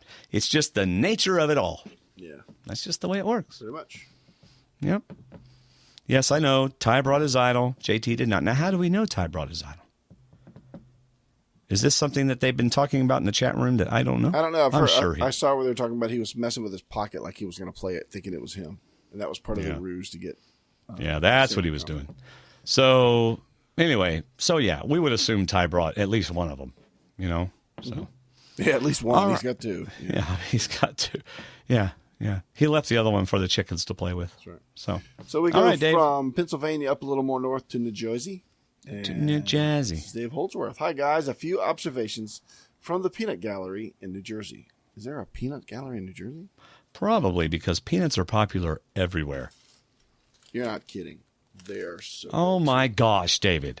If I could only eat them in this podcast... What is there that you don't have to eat in your podcasting room? I don't have a pizza. I need a pizza. Anyway, okay. You know what I did a couple of weeks ago? What? It was like 12 o'clock, right? And I was editing and stuff for the podcast. And I was like, that's it. I'm getting up. And I went to Taco Bell. At 12 o'clock. At like 12 o'clock. I got back. It's like, why did I get... because when you're in the Taco Bell window, you're like, oh my gosh, one burrito? That's not enough. Oh, no. Right. So, okay, I'm going to get 2 burritos. What's that? Something with Fritos in it? Heck yeah. And so you get that. And then you're like, okay, well, Baja sounds pretty good. Well, it's only 20 cents more for the extra large. And then you get back to your house and you eat one burrito and you're like, oh. But you have to eat it all because you paid for it. I remember Taco Bell. You could spend $6 and feed like 2 people. With all the specials they have. But yeah, you eat one grinder and you're like, wow, why did I even waste my 69 cents on the other one? But you're right. All right. Let's get to Dave's feedback. We're still in New Jersey at the Peanut Gallery. So he says, when we look back on this season, Sandra, despite being voted out, may be seen as playing the best game. She is simply amazing. Was anyone else, when Cochran arrived on the boat, disappointed that he was the former player that they brought back? Yes. Who did you want? Well, I don't know. I was just kind of disappointed it was him. Actually, I wasn't. I was actually pretty happy it was him. I like him, but he's not going to tell you how to win a challenge. He's going to tell you how to get to the end of the game, which Debbie already knew how to do, apparently, so she didn't need to hear it. Yeah. Now, if Debbie had asked him how to use a machete, he would have not known what to say. Yeah. He can tell you how not to use it. Yeah. I very rarely think that the show obviously gives something away that will happen in an episode. But this time it was clearly going to be Sandra's tribe going to tribal council. They got about 90% of the screen time before the challenge. That's true. Who knew Debbie, in addition to all of her varied and impressive work experiences, also has met presidents, plural, and prime ministers, plural. What the heck? I think we as a D&D community should eliminate the Survivor Fantasy Challenge we do and instead go with a Debbie Fantasy Challenge. Yes. You get points for correctly predicting what new job she's done, experience she's had, or famous person she's met. I'll go first and select Rodeo Clown as a job she's had. Wow. Sandra obviously listens to this podcast and picked up on the strategy of talk to Ty last and used it at Tribal, and it almost worked. Sandra's exit, classy. The respectful applause she received after her torch was snuffed, priceless. Until next week, all, Dave Holdsworth. Good job, Dave. Thanks, Dwayne. Debbie is like, it's like, you can't outdo Debbie. It's like, Debbie, I'm a worship pastor. Dwayne, I used to lead worship myself for 10 years. In Africa. Yeah. And I volunteered to do it. So the game is spin the wheel. There's 40 jobs on the wheel. And hopefully you land on one that's Debbie's. So you spin the wheel. And no matter where it lands, you've landed on one that used to be Debbie's. That's right. Debbie's like, I used to do that. Really? Let's have some actual dates with these. Well, I actually thought about doing that job, so I trained for it, but I never did it. But still, I was close. They asked me to do it, but I turned them down. All right. One time I was flying the shuttle around the Earth, but Taco Bell called me, so I went to work for them. That one time at band camp, they wanted me to teach Spanish. David. So I taught Spanish. We do not say that one time at band camp. You just did. No, you said it. I was telling you not to say it. Ladies and gentlemen, she's been with us from the very beginning. One of our absolute favorite people in the world. Ladies and gentlemen, Wendy Zell. Hey, Dwayne and David, all my Survivor friends. Just got done watching last night's episode. I don't know how Ty got out of that tribal council without playing an idol. I don't know if they're not showing us something or what, but man, I was nervous for him. I love Ty, but I don't know how he could make it to the end and win with the way that he plays. He obviously has trust issues, and I get it. In that game, it's hard to trust anybody, but you have to trust people, or you have to at least let them think that you trust them. So, I'm confused. I like that the game changers isn't just about the people that are playing the game, like the tribal council where the two tribes went but only voted out one person. Not that I necessarily liked that idea, but it was something to try that could and did change the game. And that the Exile Island being more like Luxury Island, that was cool. That it's different and it's, could change the game. Her choice of one extra vote, although it hasn't worked for anybody in the past, you never know. It could change the game. So I like the different things that they're doing to try to change it up. So, although I love basic Survivor, I also like it when they try to change things up. So, anyway, that's about all I have to say. Dwayne and David, thank you guys for all you do. I love listening to your podcast. Have a great day. First people to ever say D&D are amazing. It was a very humbling day. Yes. By the way, Wendy, congratulations. She is a grandmama. Mm-hmm. That's right. Thanks to that, my Facebook feed was full of grandmama pictures. Thank you, Wendy.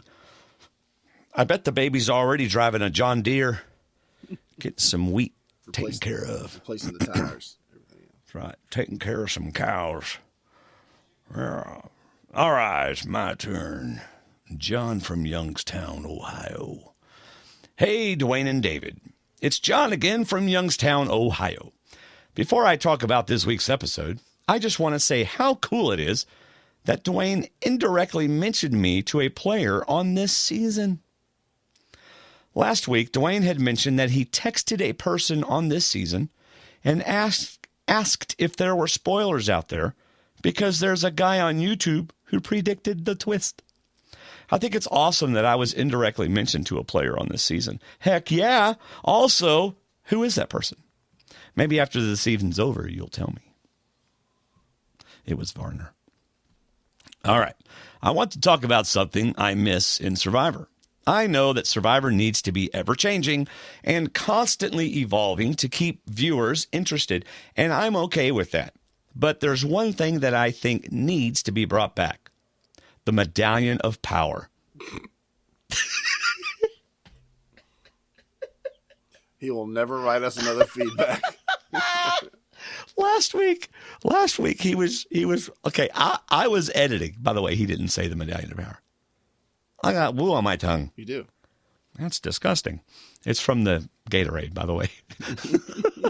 So last week I was sitting there trying to edit, and it pops up. You have someone commented on your YouTube video, and he's like, I've been listening now for 25 minutes, and you have accused me of being spoiled like 5 times. I was like, just keep listening. And it comes on again. I am not spoiled. Just keep listening. All right. Love you, man. Love you, man.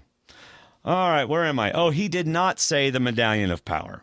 So just those challenges were purely endurance-based. No. Oh, he's saying, all right, let me go. Remember. He thinks that what should be brought back is those challenges that were purely endurance-based and also required a tremendous amount of willpower to win. I agree. Don't you, David? Actually, yeah, but you skipped the whole segment. No, I didn't. Oh, remember in the early seasons of Survivor when the final immunity challenge was something like keeping your hand on the immunity idol and bouncing on 2 stumps for as long as you can? Final challenges like that should be brought back, in my opinion. I agree. Yes, absolutely. Or the who can stand on this log for the longest, forever, you know? Yeah. Or on top of the poles, over the water, right? Yeah. Bring out some peanut butter, see what happens. There you go. Those challenges were purely endurance-based and also required a tremendous amount of willpower to win. That's the perfect recipe for a final challenge, and I miss that. Like in Survivor Africa when Kim Johnson, Ethan, and Lex had to do that exact challenge I described earlier. I miss those riveting final immunity challenges that require an immense amount of willpower to win. I love Survivor, but it's just something I miss. By the way, I remember watching Africa. I watched it on YouTube or whatever. Mm-hmm. That's back whenever CBS thought Survivor was really about surviving. Yes. Because that was one scary thing. Yeah, I like listening to the lions roar while they're inside their little area. Yeah. They're like, oh. Now to this week's episode. I just want to say it's amazing that Sandra lasted as long as she did out there this time. She was in a tough spot even coming into this game. She would have waited for an all-winner season to play again. She should have waited for an all-winner season to play again. Tony should have waited for an all-winner season to play again too, but what's done is done, I guess. You know, David, when your goalie or your keeper, when your keeper is continually having to block shots, right? It's like, boom, shot blocked, boom, shot blocked. And you're starting to go, okay, stop shooting on my keeper because if pretty soon, Grayson's not going to get it, right? Mm-hmm. Boom, boom, boom. And sure enough, one gets by. That's what happened to Sandra. He goes after her. Boom, she wins. He goes after her. Boom, she wins. Finally, she lets one by. Yep. I mean, isn't that kind of a pretty good evaluation? I can tell you the game that happened. We were playing a Beach FC team from Virginia Beach, and we were up in Richmond in a tournament, the final of the tournament. And we played this team to a standstill. And they turned around at the end of the game and had one player break free. Didn't even get near the goal. She just took a long shot and placed it perfectly between Gracie's fingers and the top post. Oh, Gracie. And we had a penalty kick at the end we didn't make. And it just, if you look at that team picture as we're wearing our silver medals, the girls are kind of half smiling, but Gracie is not smiling. And the girl that missed How the often PK do you bring that up smiling. to her? I mean, Well, I'm doing it right Gracie, now. if you had just... She's in the chat room right now, so, but yeah. Yeah, I know. That's why Gracie, if you had just stopped that one goal, our life would be totally different. But no. Now we live in a shack. No, but 2 years later, in another really big game, it was a championship, went down to penalty kicks. And she stopped one, which doesn't happen often in penalty kicks. Penalty kicks are tough, man. Her team screamed at her, and we won and advanced to a major tournament. So that was just that is awesome. Amazing. Way to go, Grayson. It erases all the other moments. That's right. Grayson's amazing. I remember when Joshua and Grayson would play in her room, and she'd make him dress up in Barbie stuff. Thanks a lot, Grayson. But anyway, Why here is we he go. still doing that? No, okay. No. No, he's not. Thank the Lord. He has a wonderful girlfriend. That's amazing. So, all right, let's see. Where am I? Am I at Ty has 2 idols? Is that where I'm at? Yes. Ty has 2 idols now. Wow. I have to give him props here. It was smart of him to try soaking the boards at the Nuku camp after the swap. Now, that is true, right? He had brains enough to realize, that, hey, it was there at that camp. It's probably here at this camp. Yep. Good on him. Yep. He wondered if the clue applied to the Nuku camp as well. And bully for him. I wonder what bully for him. I've never heard that expression. Have you? I've heard of it. I just don't use it. But bully for him means like good for him? I guess so. Yeah. Is it like an English phrase? Something brought over from across the river, across the pond? I'll find out. All right. Because it did. Camp as well. And bully for him because it did. He's smart, but his social smarts aren't all there yet. Maybe there's a cultural barrel.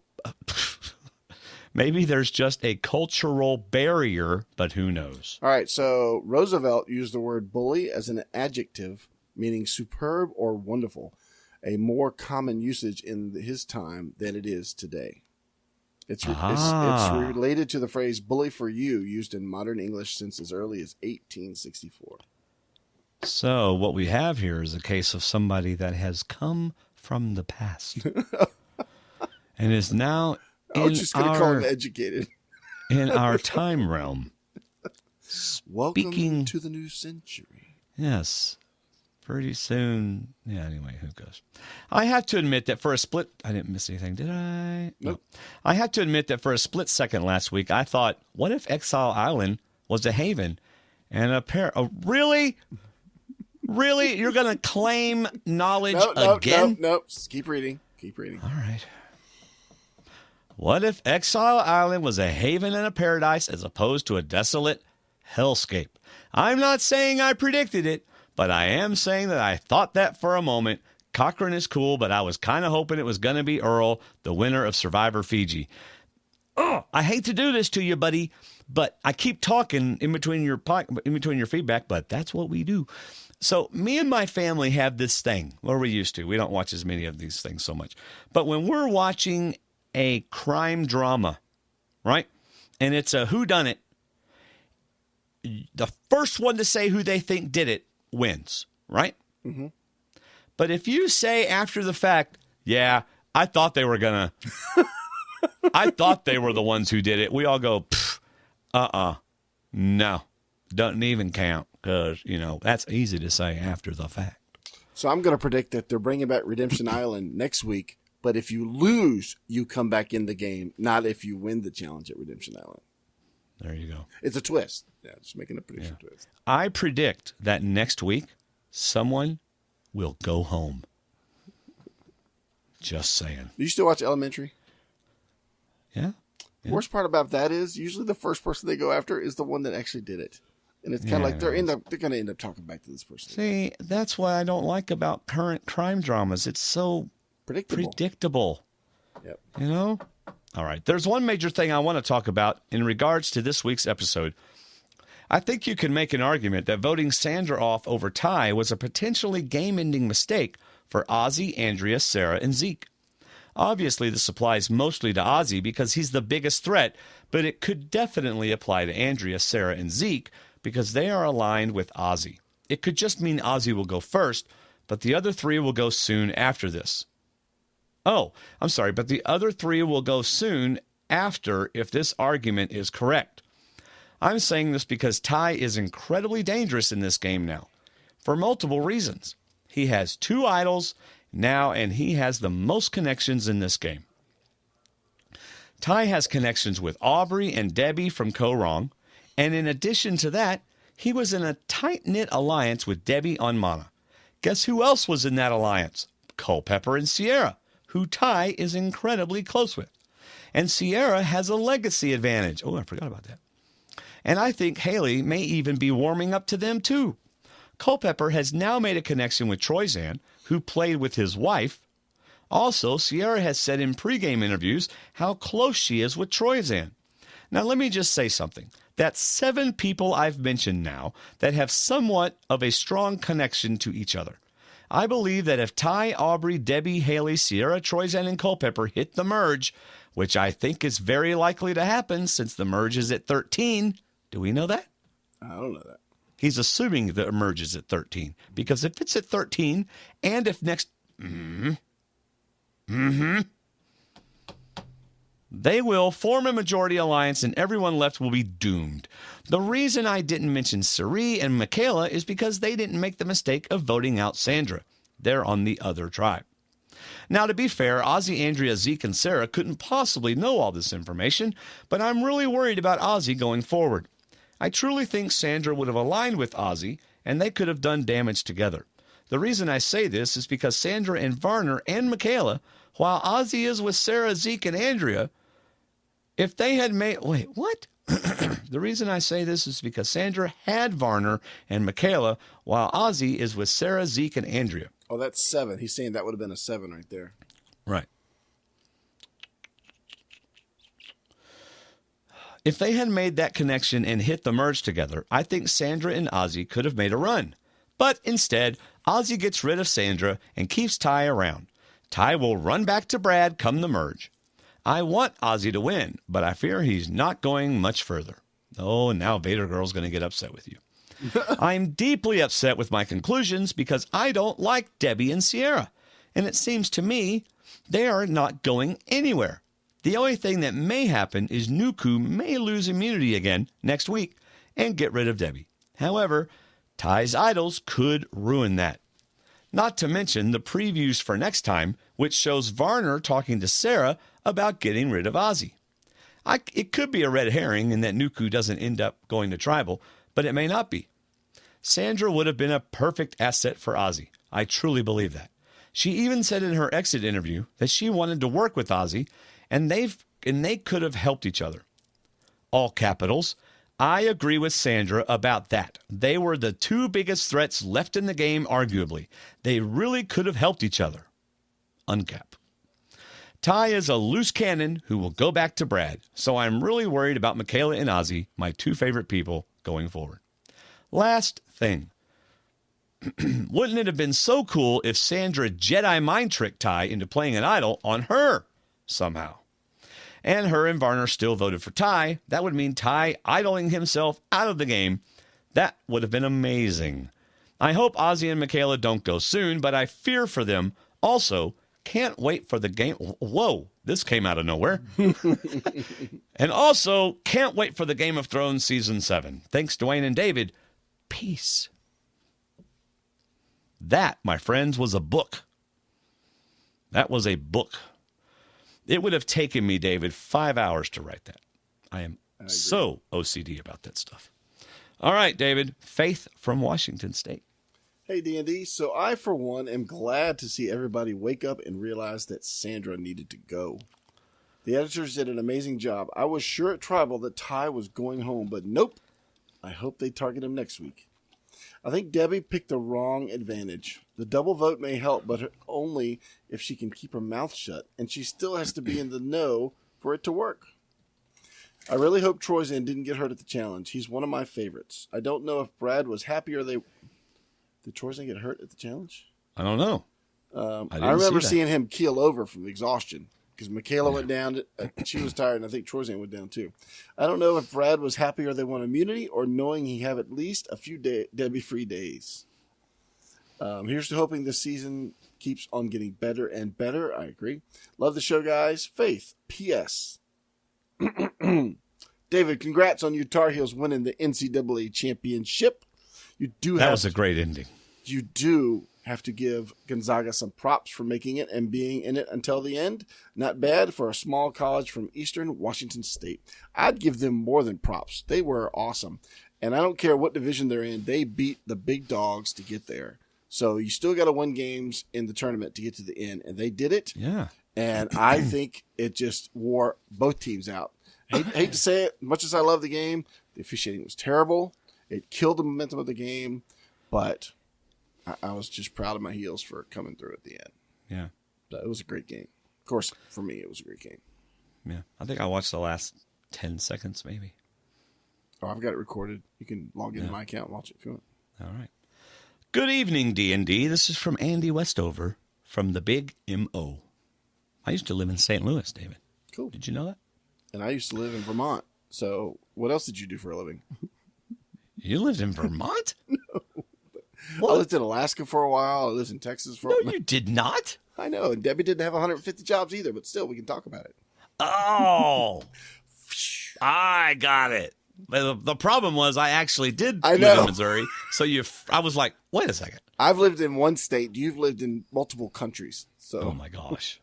Yeah, I was born in Germany, raised in Japan, lived in Italy, lived in New Orleans, St. Louis, Missouri. Who cares? They don't want to know all that. Good evening, D&D. Tonight I want to talk about Ty. Last night, David, why'd you give me all the long ones and you got these little short ones? It was just the rotation. Because you went first last week, so I thought I'd go first this week. Yeah, whatever. Yeah. Tonight I want to talk about Ty. Last night we experienced the extreme highs of Ty finding two idols and the extreme lows of him unwittingly giving up his alliance's plan to Varner, and then whatever it was that happened there at Tribal Council. This behavior has led some to ask if Ty is the worst Survivor player of all time. Well, he wasn't voted off first in two seasons. Mm-hmm. Just saying. Well, that doesn't make you a good player. It makes you someone they want to keep around. No, I mean... The worst players aren't voted out first, necessarily. Sometimes the biggest threats are voted out first. Not in this case, but okay. My question is... Wait, the behavior is... My question is, and I will make my argument below, is Ty really to blame for his behavior, or should the others in his alliance be blamed? To make my argument, I want to first talk about the 1997-1998 Chicago Bulls. Trust me, I'll get there. One of my favorite teams. Go ahead. That team featured tremendous balance of players with different tiers of skill level. Tier 1 featured superstars like Michael Jordan and Scottie Pippen. Now, I don't want to interrupt you, but if you're going to put those two, it's more like Tier 1A for Michael Jordan and Tier 1B for Scottie Pippen. I love Scottie Pippen, but Michael Jordan is in his own tier. Yeah. No one can reach Michael Jordan's tier. Vader Girl, yes, I lived in Okinawa till I was 3. All right. They were Jordan and Pippen. They were incredibly dominant and well-balanced players that excelled in all aspects of the game. Tier 2 featured very talented players such as Tony Kukoc. Thank you. Kukoc. Mm-hmm. Tony Kukoc and Ron Harper, who were pretty well-rounded. not particularly great at anything, but also didn't sink the team with major deficiencies. They were solid, they did their thing, and fulfilled their role. Tier 3 consisted of players like Dennis Rodman and Steve Kerr, who were not particularly well-rounded, but were really great at one or two things. They, like Philip Shepard, were specialists. They did great things to help bring about a win for the team, but are not the types that could be depended upon to put the team on their back and make a win happen. For my purpose, Tier 4 is everyone else. Other role players, bench warmers, etc. So, back to Survivor. There are many players that fit into Tiers 1 and 2, but for the sake of time, I won't go into that now. This brings us to Tier 3, our proverbial Dennis Rodmans. Rodman, specifically, was all-world at defense and rebounding, but was downright painful to watch shooting the ball. Nevertheless, he had his niche and played it well. Or he had his niche and played it well. I believe that Ty falls into this category. He is obviously all-world when it comes to friendliness, general survival skills, idol finding, and chicken management, but is incredibly inept, like Rodman's offense, at the strategic aspects of the game. He is a support player. He does his thing very well, but you don't want him operating outside of those strengths. He is not going to win the game, but winning teams or players make great use of players like him with limited but viable skill sets and remove their opportunities for failure by removing them from those aspects of the game. This, too, is my argument with Ty. Ty is what he is. He is a supporting player. His survival skills and idol finding are tremendous strengths to the tribe or alliance if he recognized and managed appropriately. But his lack of strategic acumen and loose lips will sink the tribe or alliance if unchecked. His alliance mates, I feel, failed in this area by expecting more of him than he is capable. It would be like giving Rodman the game-winning three-point shot attempt. Do you blame Rodman for missing the buzzer beater, or blame his teammates for passing him the ball in that situation? That's a very good analogy. It is a good analogy, and I think this is the difference between that where Ty spoke up about Sandra in front of Varner versus the dramatic play at the end in Tribal Council. Is where they put Ty in his place and got him to play a certain role. That's why I kind of agree with Andy that I think Ty speaking up was not part of the plan. Okay. Just my thought. But I love this analogy because I know exactly who these players are, and he's exactly right that Robin had like two things all he did well. Yeah. So what is the solution? You have to find a way to keep him out of those aspects of the game. I wonder how he would respond in the game if someone like Culpepper came to him and said something like this. Ty, I love you. I love having you around, and you are great for our alliance. Your ability to find those idols and your willingness to play them for alliance members has already played major dividends and will help you and our alliance go far. However, as you know, you sometimes struggle to know what to say or how to respond to questions. We know this is hard and stressful for you, and you don't do it on purpose, as you very clearly want to be loyal and do what is best for the tribe. I have an idea that I think will help with this. How about I just tell you at Tribal Council who we plan to vote for as an alliance, and then you won't have to lie or otherwise cover things up. I will continue to talk to you throughout the day, let you know that a plan is in place and that you are a part of it, but not put you in a position.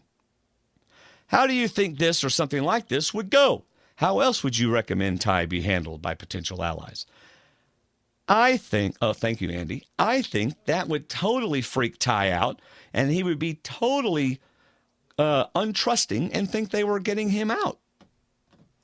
Well, Ty is a nervous wreck. We are unanimous in that opinion because if I think Ty would take it personal, he would take it as if you don't trust him, and he would take it as an insult that he can't play his own game, because he knows that people aren't talking to him and working with him. But to wait to tell him till then tells me that he would figure out that you don't trust me not to say something. So it tells me you don't think I can win, and I'm not going to win if everybody sees me getting last-minute instructions at Tribal. So I understand his question, but I don't think that would work. Yeah. I think you have to just have Ty stand right beside you as you're making decisions and act like he's part of the decision making. Yeah.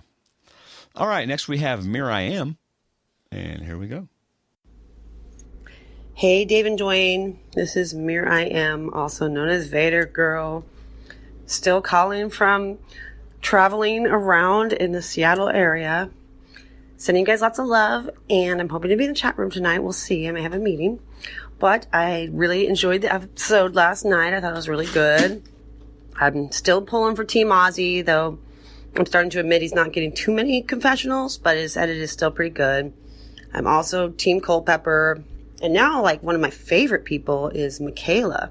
I think she's just incredible. I think she's beautiful. She's fierce. She's strong. I was really impressed when I found her YouTube videos. And she does this, like, tea with Michaela on YouTube. And it's really funny. I mean, she's very, very confident. So I'm starting to think that she goes all the way to the end. And I did also notice that in her videos, she talks about Ozzy every single time, though they haven't played together. Like, she's always mentioning Ozzy. So now I'm starting to think, maybe she goes to the end with Ozzy and Ozzy wins. Maybe Michaela is like kind of how Ozzy was on his first or second season, where Ozzy was seen as arrogant. Ozzy was seen as a kid.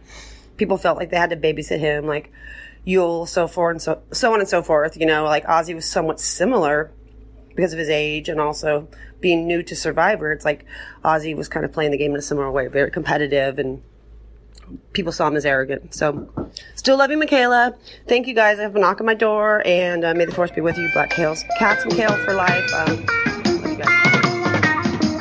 Come and knock on our door. Come and knock on our door. We've been waiting for you. We've been waiting for you. Where the kisses are hers and his. Three's company too. Come and dance on our floor. Come and dance on our floor. Sorry, somebody came and knocked on my door. I'm like in this hotel, motel, Holiday Inn, say what? In the hood of Tequila, Washington, which is near SeaTac, which is like one of the crime capitals of the world. It's interesting. So it's been an adventure. I'm here with my boyfriend, but we're just lots going on. But what else did I want to say? I wanted to tell you guys something. Yes, I love Ozzy, but I think I also wanted to say that Sandra Diaz Twine is queen. I really enjoyed her. I think she's just amazing. She's been so entertaining. It was really sad to see her go. And queen stays queen. And that's a great thing. I love her very much. I think she was very entertaining. I think this cast is great. I think this season is a really good season. I love my Survivor buff. And I keep podcasting. I hope everybody supports the show and shops the Amazon link, which I downloaded to my phone. So you could just go boop. And I just can't thank you guys enough. You guys are really, really amazing. Keep your great commentaries going. People keep reviewing them on iTunes positively. And thanks again, guys. Go Ozzy. Go Michaela. Bye. Down at our rendezvous. Down at our rendezvous. Three's company too. Thank you, Miriam. But the applause. Yeah. So, unfortunately, I get these ideas. And, so I'm editing her thing, and it says, I got to knock on my door. And I immediately go, come and knock on my door. And I go, oh, crud. So I go find the audio, and I crossfade it in, and I spend 30 minutes, maybe 20 or whatever, doing that. So it was worth it. You know what? It's worth it to me. That was great. It's fun. What I find funny is that she's fallen for Michaela, who did not get one confessional in this episode, but she likes her YouTube videos, which are probably funny, but that was just funny to me. Yeah. Also, this made me want to watch Three's Company again, which my mom would not let me watch.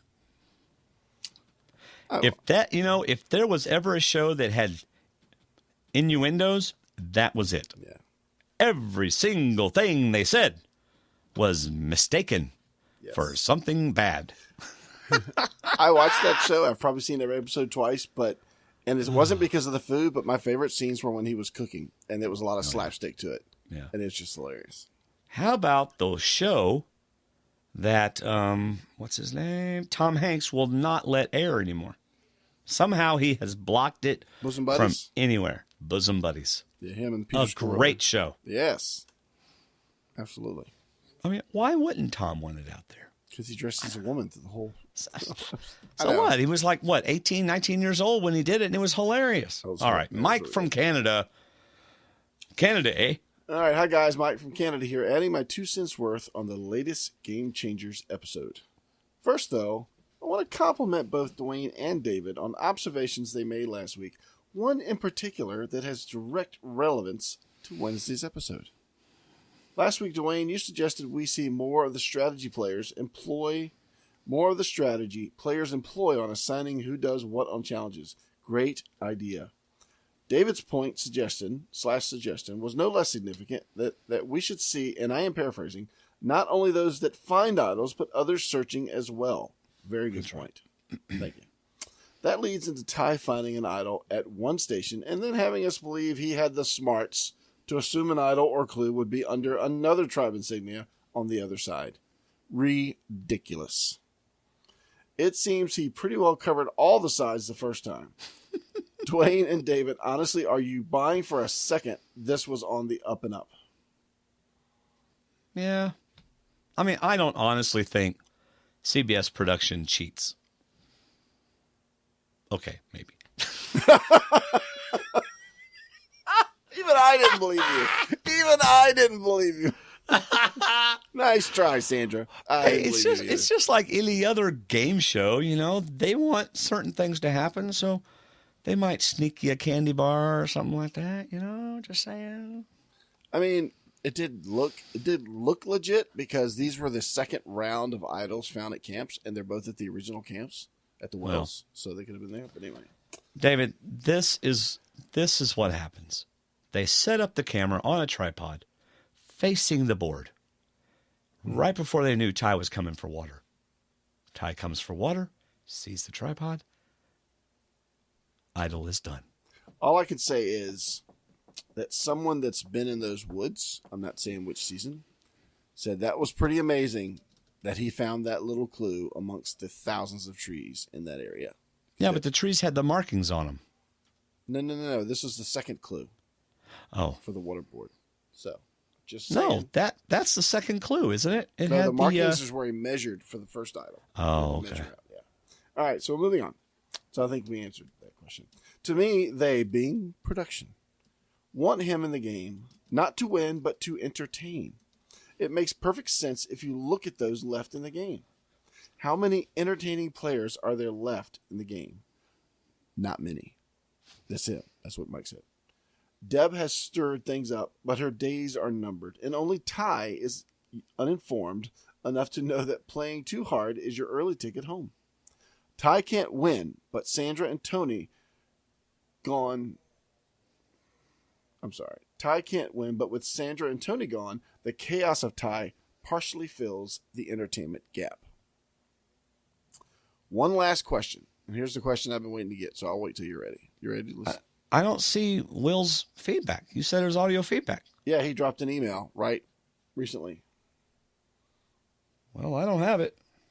He dropped it at 8:06. Oh, so like an hour past the deadline. Oh. But it's not coming in my... Oh, I don't have internet. Then how are we still online? No, on my iPad. Oh, sorry. Okay. Go ahead. I mean, I'm sorry. I got to find his I feedback. understand. But here's the last question from Mike that I wanted you to hear. Okay, let me hear it. One last question. Do you think Sandra's tribe really gave their all in the immunity challenge? Ozzy seemed AWOL for most of it. Thanks for listening. I appreciate it, Mike from Canada. Is there any... I think, as much as I like to think that, Mike, that prop may have happened, I think they would have given us a hint that somebody suggested that or somebody agreed to that. You think so? Throw that challenge. I don't... It would be a huge loss if we don't get a tidbit of strategy, something that major. To throw a challenge is pretty big. And I think we'd have at least gotten a hint of it. Other than Ozzy jumping off the pier last. Just to make a big dive. And Probst likes to call him out for jumping off last with a big dive. I'm like, he's not getting up on the pier any faster than anybody else because he's still got to wait in line to get up on the pier. So right. That was it. I'm sorry, Mike. I would have loved to have heard that, but I didn't know I had another feedback. So this is Will, the Giant Ninja. What's up, guys? It's Will from Wonder Lake again, a.k.a. the Giant Ninja. So as I record this, it is 6:58 p.m. on Thursday Central Time, and I believe feedback is due at 7 p.m. Central Time. And as Dwaine is well aware, I am likely going to talk for more than 2 minutes. So this is going to be late, and you may not hear it. Who knows? But I did want to get my thoughts in large part because you guys have a brand new listener this week, and I wanted to welcome him. My good friend Dirk is a new subscriber to the podcast. Hi, Dirk. Love you, brother. But having said that, I wanted to get a few quick thoughts in. Number one, to the Survivor, showrunner, I guess, bringing John Cochran in as the former Survivor was a stroke of genius. He had a storyline with so many members of this cast, actual and potential, just because he's a nerdy, strategic Survivor geek. He has something to talk about no matter who's there. I have to say, I so wish that Ozzy had been sent to exile, because John Cochran giving advice on how to play Survivor to Ozzy, with their past history on South Pacific and the way that Ozzy kind of picked on Cochran and Cochran flipped on the tribe and voted with Coach, and then only to get voted out at whatever 8 or 7 or whatever anyway. That just would have been so beautiful for Cochran's role to explain to Ozzy how Ozzy could get farther in this game. I would have absolutely loved to see that. But you know what? Seeing Cochran talk to Debbie was pretty funny too, especially when Cochran's biggest issue is a complete lack of self-confidence, and Debbie's issue is a complete lack of any lack of self-confidence. That was an interesting interplay. Number two, Sandra. Everybody, I'm sure, in their feedback, and Dwaine and David as well, are going to be doing a small ode to Sandra tonight. I just wanted to note that as a Survivor geek, a Survivor nerd who absolutely loves the politics and the strategy of the game, I am guilty of underrating Sandra's past performances. I just want to say that I find it interesting that many people, myself included, were more impressed with Sandra's gameplay this season than we have been on either time that she won the game. Maybe that says something about us. Maybe that says something about me, that I am impressed by the wrong thing, because objectively, she obviously played better her first 2 times. She won both of those times. This time, she was voted out pre-jury. Nonetheless, Sandra controlled the game in a strategic fashion in a way this time that I haven't seen her do in the past, and I was very impressed with her. Long live the Queen. Finally, though, I want to talk about that tribal council, that vote out of Sandra. And I want to compare the game of Survivor, which I love. You guys know I love Survivor, with a show that I think might be better, the Korean celebrity reality show, The Genius. I know not everybody's a Genius fan, so I'm not going to get into this too long, but basically, The Genius has interesting editing where they show things out of order, non-sequential, but they tell you that it's non-sequential. So you'll see a little screen cap that says 45 minutes later or 2 hours earlier. I would have liked for Survivor to employ that kind of genius time trick on this episode, because we missed something huge with that tribal council. Obviously, we didn't get the whole story. Either that was one big show to make sure Sandra didn't play a hidden immunity idol, like last week, trying to trick JT into not using his, which we didn't get to see because it would have given everything away. Or that entire tribe came to a consensus that they were going to trust each other for one more vote at tribal council after Ty threw Ozzy's name out there. Either way, we didn't get to see it. We didn't get the whole story, all because the Survivor editors wanted to hide the vote. I wish they would show us more so we could get the whole story. That's all I've got. Later, peeps. Will at the Giant Ninja. Thank you, Will. several good points, especially with the more I think about it, the more Sandra was handicapped going into this season, because when she played Heroes versus Villains, she was one of 3 one-time winners, and that season also had 3 future winners playing in it. So the target probably wasn't as big then, till she got to the end and they realized she's the only winner left. But going into this season, it's the Queen. How can you not be targeted as the Queen? Another point I had to ask about was, I forgot to ask when Debbie was talking to Cochran. I wonder if Cochran, if you're Debbie, you're on Exile yacht and you've just eaten, and Cochran shows up and he says, "I'm here as a sounding board. I can give you advice. I can answer any question you want. I can talk about anything. I'll be here for a couple hours. We'll do this." Then he says, is a choice for you. You get this advantage. You get 3 choices. What would be the first question you would ask Cochran? Which choice would you choose? And I have a feeling she didn't even ask him that. And no. I wonder if she did, but I have a feeling she didn't. I think she just said, "I'm just going to choose this." And then I wondered if he asked her if she had searched the boat yet for a possible idol clue, if there was something else on the boat she'd seen. She just seemed so overwhelmed by the food and the luxury, and like you were saying, Cochran, that it was like she took herself out of the game for a moment. And that's another poisonous moment, to take yourself out of the game for any span of time. Right. But I wonder if she asked him. I would have loved to have heard her ask him, "What would you take and why?" That's what I would have spent another 30 minutes on. Why should I take you? Because he'd have been the great person to tell you which one's good, which one's risky, and which one, you know what, this probably won't have as much of an effect as you might like. Yep. Thanks, Will. By the way, Will the Giant Ninja inspired me. Oh. And during his feedback, I wrote this song. Wow. You ready? It's called "Long Live the Sandra Queen." Mm-hmm. Ready? Yes.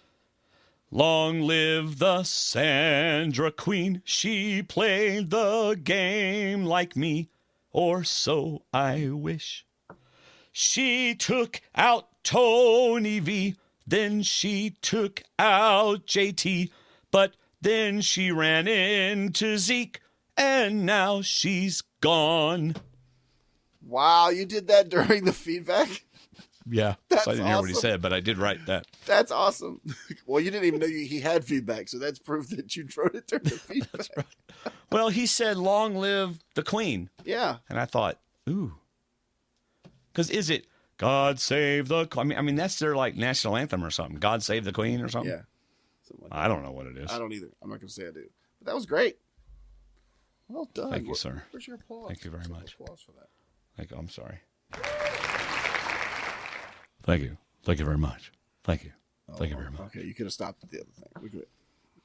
All right, ladies and gentlemen, it is time for... You write them.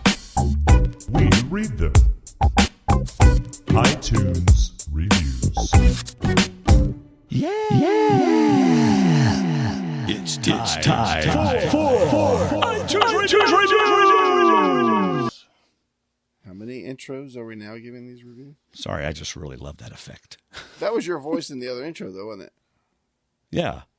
You write them. I've never listened intently enough to know this. We read them.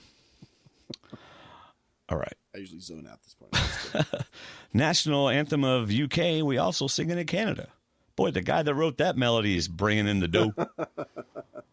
Not anymore. All right, here we go. What was I doing? Oh, the feedback we got.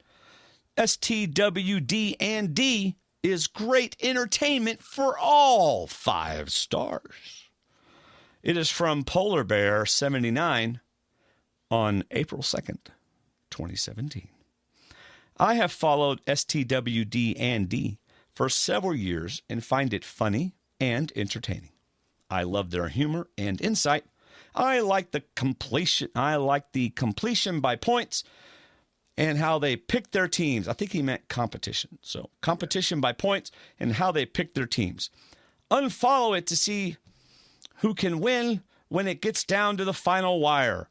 It is a must-watch or listen to weekly. By the way, I have great balance too. LOL, Mark.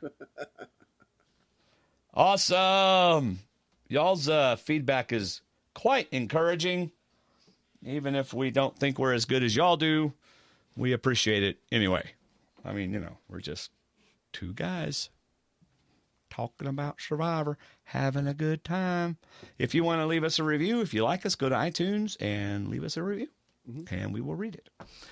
All right. Okay, David, do you have anything else as we wrap up the show about this season, next week's episode, anything at all? What's today's how date? your Reese's peanut butter eggs taste? Are you drinking milk with them? I'm not. I'm trying to lock in our guest for next week, and I was going to announce it at the end of the podcast for anybody that stayed on. And Did you get him? Her? He asked maybe? what the date was. I wonder if he's out of town.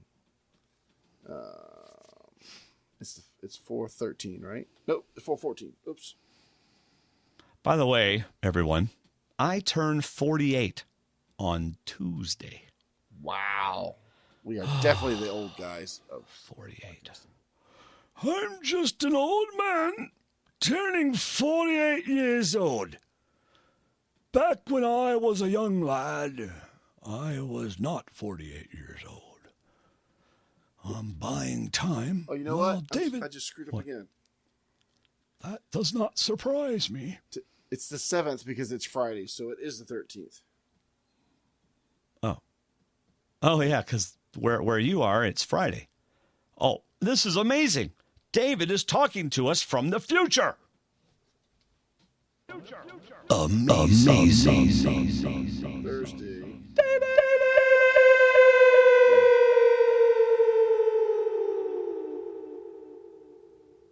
Oh, no, he's got another commitment. That's fine. You know who we need to get? Jessica. I love Jessica. She is so much fun. What? Why are you looking at me like that? Uh-oh, you're about to text me. Hang on. Oh, you're going to text Jessica? Jessica. All right. By the way, people in the chat room, I was born in Wiesbaden, Germany.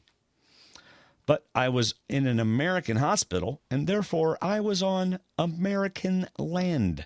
Sorry, United States land. And so I do not have dual citizenship. All right, so David does not have anything else about this season, this episode, or next week's episode, or anything, but I do. If you are eating a Reese's peanut butter cup or a Reese's peanut butter egg, you must have near you a glass of milk because it helps offset the sweetness of the Reese's peanut butter. So I like to have water with chocolate. what? I don't know, Water? for some reason, water is what I like to drink with chocolate. Oh, come on. Seriously? Now, with Water? with donuts, maybe milk. Yeah, but I don't eat donuts anymore. But chocolate, yeah. Wait. If I stuck an apple fritter in front of you with a nice, big, cold glass of water, would you want to sink your teeth into a nice, warm apple fritter? You know how we talked about you never listening to me? I said water with chocolate. I've never had a chocolate apple fritter. That's a sweet donutty cake thing that I would have with milk. Yes. But if it was a chocolate. No. You said you don't eat donuts anymore. No, I try not to eat donuts anymore. So yeah, but if I did have a donut, I would have that with milk. But an apple fritter is not chocolate. Yes. So that Wait. But we need to see the birth certificate. David, are you questioning my legitimacy as a U.S. citizen? Because I have a copy of my birth certificate. Anyway. Plus you were born on military base, right? Yeah. Well, and I was born in an American hospital, a North American hospital, a U.S. By the way, I remember one time I went down to Mexico, and I said, do you have any American cash? And they about beat me up because they're, part of America. They're South America. They're part of the American continent. Yeah. Like Canada is part of the American continent. So I got, they didn't like that.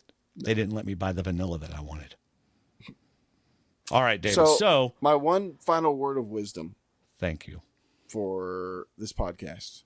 All right. Is if you ever play Survivor with Ty and he walks away from camp, go with him. That's right. That's all I have to say about that. Follow the cameramen that are following Ty. Yeah. And when you see a tripod, look around it. Circle the tripod. Pour water on the tripod and circle around it. That's right. Enjoy your week, everybody. As always, thank you so much for listening to us. If you're still here, you are amazing. Yes, you are. I mean, like, really amazing. Bye. Good night, Gracie. See ya.